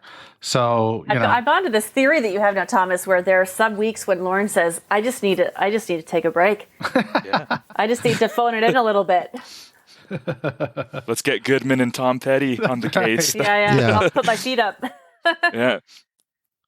All right, Kirstin, you've exhausted your votes as you've. I have, yeah. I've got my one remaining vote that I'm going to hold back. I will report back on that one, but I pass, I guess. Yeah. Okay. All right, so Thomas, we're back to you. I'm guessing we're going to get a musical guest now. Yeah, well, I have 2 left on my ballot, and I will disclose my musical guest now. Right. And I did put Paul McCartney. I was wondering if anyone was going to mention Sir Paul on my ballot. Yes. How many musical guests are given the privilege or trust to basically perform a whole number at the tail end of a sketch? Like they went from a sketch to Paul McCartney performing. And I, as someone who doesn't necessarily view the music as like a completely integral part of the show, Paul McCartney really sticks out to me. And aside from his band called the Beatles, I think that's what they're called, he is pretty synonymous with Saturday Night Live to me as well. And he's obviously good friends with Lorne. He's always around. I always hear when I hear cast members do podcasts. Recently, I was listening to Mike Myers on with David Spade and Dana Carvey, and Mike Myers was sharing a story about how important Paul McCartney and watching Paul McCartney perform on the show and after the show was to him in the 90s. And so Paul McCartney, out of any musical guest that I can think of, and certainly on this list, is woven into the fabric of the show. And I think if we did that 50th year oral history of SNL, if it was a sequel to the one SNL book, I really do think you would see a lot of Paul McCartney stories, and more so than any other musical guest. So that's why I put Paul McCartney as my one musical guest on my ballot. Great. And Kirstin, obviously not on your ballot. Dave, you had mentioned that you only had Penny and the Heartbreakers. So was there, what do you guys, how are you guys feeling about Paul McCartney and the legacy that he left or that he has had on the show? For me, Paul McCartney wasn't close, but not that big of a consideration for me. I think, he's in the Chris Farley show. He does that as a sketch. He pops up doing background vocals, and he's kind of fun. He's always like hanging around where the party is, but I don't think he's done the work. He doesn't even show up. If he had come in on that $7,500 thing, that if him and John Lennon actually made it down there for that and contributed to the show that way, for sure. But he doesn't show up until the very second to last episode of the original run is when he first comes on Saturday Night Live. And I just feel like he's part of the party crew for Lorne, but not like putting in the work to kind of like make Saturday Night Live something special. He's rock royalty. He is a friend of Lorne's, a kind of a friend of the show. He was at the 40th anniversary party, sure, because he's Paul McCartney. So everywhere he goes, he's the king of the world. But I wouldn't put him in the Saturday Night Live Hall of Fame just yet. All right. And I understand that. Host a show, Paul McCartney. Well reasoned. Yeah, host a show. That's true. No, that I definitely you can do it. Understand that. All right, Dave, who's your last pick? Kirstin, did you talk about Paul McCartney? Oh, sorry. Well, I'm sorry. I agree with what you said. Which is he seems like, hasn't necessarily put in the work. Great person to come for a cameo. Gets people excited. Seems like that's what he'd be remembered more for than, as you say, putting in the work. There were cameo. If cameo was a category, he'd be in there for sure. Oh yes, guest spot or cameo. Maybe we should have some supplementary awards. Like technical awards. My last entry is the dearly departed Norm Macdonald.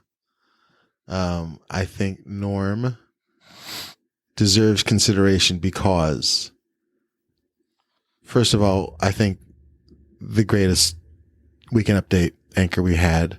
I think he is very ahead of his time in terms of comedy, and I think there are long stretches of silence when he's delivering those jokes. But I think what Norm's genius is that he just simply told the truth.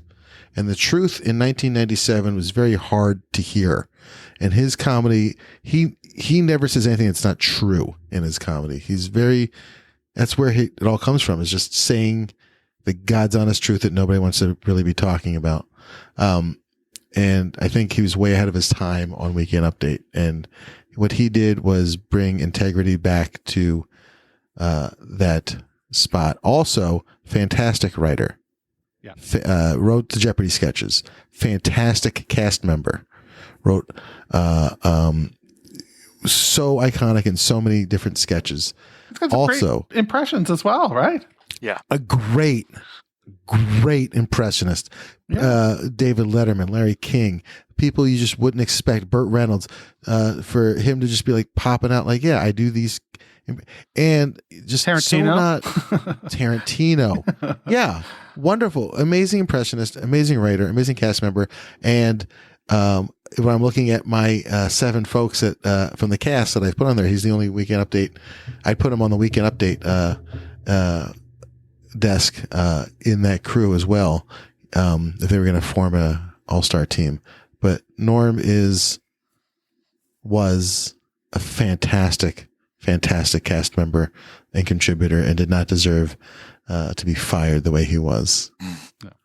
Team Norm. I think the quintessential Norm sketch to me was the West Side Story parody, where that's just such Norm's sense of humor, where they're doing the song and dance, and then Norm just calls out like, "What was that? You guys are singing and dancing," or what? Like, he's just like plays just that. That's just Norm's sense how of humor somebody would normally react to a T. That's right. Yeah. And so Norm meant a lot to me. He was doing Weekend Update when I was in high school, and he validated. He was another one, like I had talked about Phil Hartman validating a part of my sense of humor, and Norm was one of those two who validated more of like the weird part of my sense of humor, and the jokes that like I just, his delivery was so funny, and the way he delivered things in such like almost a self-pleasing kind of way, but it was endearing at the same time, and even just, his guest spots on like Conan and his stories that he would tell, but that all shined through in on screen at SNL too. That said, he's not on my ballot. He's one of the tougher ones for me. I mean, it's just, especially with the inaugural ballot, I wish, there's bunch of people who I would love to vote for. Norm was a really tough cut for me. If Jan Hooks or Poehler or Will Ferrell was on this list, they'd be getting a spot over Norm for sure. But right, yeah. So he's for sure. He's great, and I'm glad somebody voted for him, and I hope that he does get a lot of votes because Norm, as far as people in comedy, Norm really did actually mean a lot to me. Okay, Kirstin, what are your thoughts on Mr. Macdonald? Tough one for me as well. I didn't vote for him, but he is one of those folks who you think long and hard about. I do want to go back right now and rewatch a bunch of his stuff, because you mentioned some sketches that I just haven't seen in so long, and I recall them with fondness, so there's something there. And I'm going to go back and watch a whole bunch of SNL at this point, because I have a little list of sketches that you've reminded me that I need to see again, and I'm going to go and get into that rabbit hole. So he's not on my list, but I appreciate everything you said, and I do think it's a tough one also. And he uses a polarizing sense of humor more so than most people on that show. So I do hope he gets some votes, but I also understand why some people might not vote for him. Kirstin, if you want to, if you're going to go back and watch some old Norm sketches, this sketch gets panned, but you should go back and watch it. It's the polar bear sketch from season 20, the polar bear cage. It's with him, Tim Meadows, Jay Moore, Chris Farley, and Adam Sandler. And it's chaos, and it's perfectly Norm Macdonald's sense of humor. He wrote that sketch too. So polar bear cage. Go watch that one. I don't know if Jamie and Dave know what I'm talking about, but that's kind of a classic Norm one. And I was going to throw out the one where Sylvester Stallone saves him from a car accident as well. If you were in a car accident and Sylvester Stallone came to save you, you would react the same exact way. Exactly. I'm very excited. A tough cut. Jeez. Yeah. See, I'm going to have to watch all of this and then re-record this, you realize, because this may change a lot of things. All right. So we've got one left, and I think it comes from Thomas. Yeah, so this guy's actually maybe a somewhat of a spiritual precursor to Norm. I wanted to have someone who was a little out there, a lot out there, and weird. I'm a fan of Will Forte, oddball sense of humor. So Michael O'Donoghue is one that was on my ballot, and I think just for a lot of the reasons that I've said about other writers, that he had such a distinct voice on the show with all the out there stuff that he did, and I know he was really instrumental just in the writing room in general and behind the scenes. But I think he made it. He kind of set the tempo for the show, that it was okay to take chances and have oddball humor, and be a little weird. Some of the stuff, I mean, there's even a couple of O'Donoghue sketches that I don't quite enjoy or resonate with because it's just so weird. But I do respect somebody like him taking those chances and injecting his own brand of humor into it, and Lorne being okay and giving the green light for that stuff. And I think then you see, and Will Ferrell did a lot of weird sketches, like mentioned Will Forte. He made it okay for future cast members and writers to maybe take some of those oddball chances. And I think he's important in the SNL discussion. So Michael O'Donoghue is my final one. Great pick. Yeah, wild swings, right? Yeah. Somebody who just took wild swings, maybe a little too dangerous for the show. But I digress. Is he, well, he's not on either of your lists, but why does he not appear on your lists? I suppose would be the question in this case. He doesn't appear on my list because I think that Michael O'Donoghue's style of humor did not imprint on the DNA of Saturday Night Live the way Franken and Davis and Jim Downey did. He tried, and I'm not particularly a fan of Michael O'Donoghue's sense of humor. I think I was when I was a teenager, and I really gravitated towards the shocking humor. But the more I studied comedy, the more I realized that Michael O'Donoghue's comedy was about punching down, and not only punching down, but trying to ride that line of, it's funny that I'm punching down because it would be absurd of me to really want to punch down. So the comedy is your assumption that I'm a monster. Ha ha ha ha. But really, you're just punching down and being a monster. And I don't know you well enough to know that's a silly assumption of me that you're a monster. And I think it did a lot of damage to American comedy in the 80s into the 90s until I think Tina Fey shook us loose of that a little bit. And I think that I don't think that his style of comedy is as pervasive as it is today in the show or in comedy. And I kind of died down about 20 years ago. So I don't see his imprint. I see his imprint on the early shows. I don't see his imprint on later shows after him. And I'm not really a fan of the sketches he wrote. Yeah. So there you go. Well, that explains it then. That does a pretty good job of explaining it. Kirstin? What he said. That's totally That was really fair. well articulated. Yeah, it was really well articulated, and you very much captured what I would have struggled to express. I think you nailed it. I think that's exactly why I wouldn't have voted for him, and you've kind of validated that's why I don't think he's worthy of the Hall of Fame. Yeah. The best writing I think he did was he did a show in, I want to say it was 82. They brought him back for the 82 season, and he wrote up until Christmas. And that Christmas episode was hosted by Bill Murray and the Spinners. And in that show, you could tell it's Michael O'Donoghue's last show, because there's a lot of thumbprints that he put into that show of him saying, "Fuck you, America." I'm sorry, Jamie. I don't know if I'm on the curse that's fine.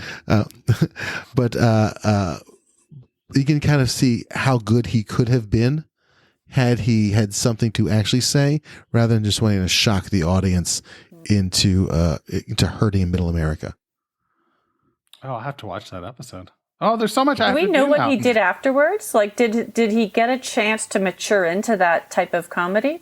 He tried to write it, in books and TV shows, and nothing really took off. And he died of a brain aneurysm, I think, in the 90s. Sad. His biography is fantastic, though. I would definitely read his biography, because it's a fascinating story of where all that anger comes from and how he channeled that. Isn't there a movie as well that I'm positive I watched that movie that's like a Lampoon movie? It's like Yeah. Will Forte is actually in that. Yeah. Yeah, he's actually in that movie. I forget who plays Michael O'Donoghue. Yeah. Yeah, They but do a good he's job. definitely featured in that movie. It's really It's a good. great movie. I watched it a couple of years ago, and I'm blanking on the name. I'm actually kind of trying to Drunk, Stoned, and something like that. Drunk, Stoned, and Brilliant. Got it saved on my computer, so I'm looking it up as well. We'll make this sound Futile so and tight stupid with editing. gesture. a futile and There it stupid is. gesture. As Will Forte played Doug Kenny, who was obviously famous for his work at the Harvard Lampoon and everything. It's a great movie. It has a lot of people. If you're a comedy fan, you'll recognize almost everybody who's in it. Chevy Chase's co-star in Community plays Chevy Chase in the movie. Joel McHale plays Chevy Chase in that movie. Yeah, so it does feature Mike O'Donoghue a little bit. I understand. I definitely appreciate what Dave and Kirstin had to say for sure. And I guess this one was more on my ballot, more maybe as sort of a nod to some of the oddball stuff, even if if I'm being honest, a lot of the sketches still didn't connect with me. I thought he was maybe the most kind of representative of the oddball stuff on the list, even if he did often take it too far. And I always looked at him. He was honestly I looked at him as a nerdy guy. Like, there's just something, I think he was insecure and he was kind of a nerd. Like, there was nothing menacing about Michael O'Donoghue to me anyway when I would see him on screen. To me, it was a nerd trying to play the character of a menacing person. So that might speak to a lot of what Dave was talking about, but I never really saw him as like this edgy, menacing guy. I saw him as a nerd playing that role. Yeah. Thomas Lennon of The State. Yes. That's played right. Michael Good. That O'Donoghue. was good casting. Yeah, the whole up top to bottom, it was great casting. Well, speaking of great casting, you guys did a wonderful job being cast in the role of pundits today, and I want to thank you so much for doing that. Is there any plugs or any Twitter handles, social that you want to promote at all? We can just continue to go in order. Thomas. You could find me mostly on Twitter at Thomas A as an apple, Sena, Sena. That's my Twitter handle. I love talking about SNL. I'm kind of part of the SNL geeky community on Twitter. So friend me and we can talk about Saturday Night Live. I'm watching every week and love to chat about it. Awesome. Dave? I am at Dave Buckman on Twitter. You can also support Cold Town Theater at Cold Town Theater or at Cold Town on Twitter. We have a Patreon. You can donate to our cause to find a new venue here in Austin, or you can support Austin Sketchfest. Look out for Austin Sketchfest coming back live in September. Great. Kirstin?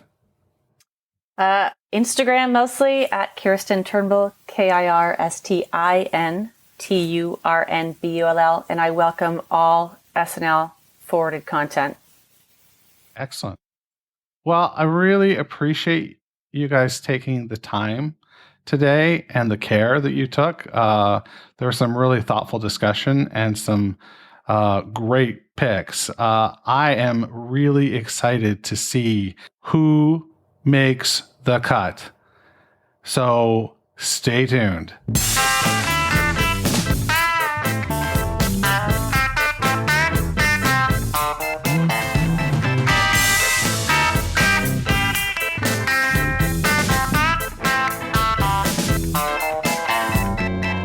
All right. I want to thank Kirstin, Dave, and Thomas for joining me in the final 3 of 3 Pundit Round Table of the first season of the SNL Hall of Fame. That means there's only one thing left to do, and that is to elect our first class. So, if you haven't done so already, please go to snlhof.com, click on the voting tab, and click on that big vote button, and then do your stuff. We want to make sure that everyone has a say and everyone has a vote. This is your Hall of Fame. This is the SNL Hall of Fame. And please, as you're leaving today, turn out the lights, because the SNL Hall of Fame is now closed. Thanks for listening to the SNL Hall of Fame podcast. You can find everything you need to know about the show at snlhof.com. Don't forget to subscribe, share, rate, and review the show wherever you get your podcasts. This is Doug Denant saying, this is Doug Denant saying, see you next month in the hall.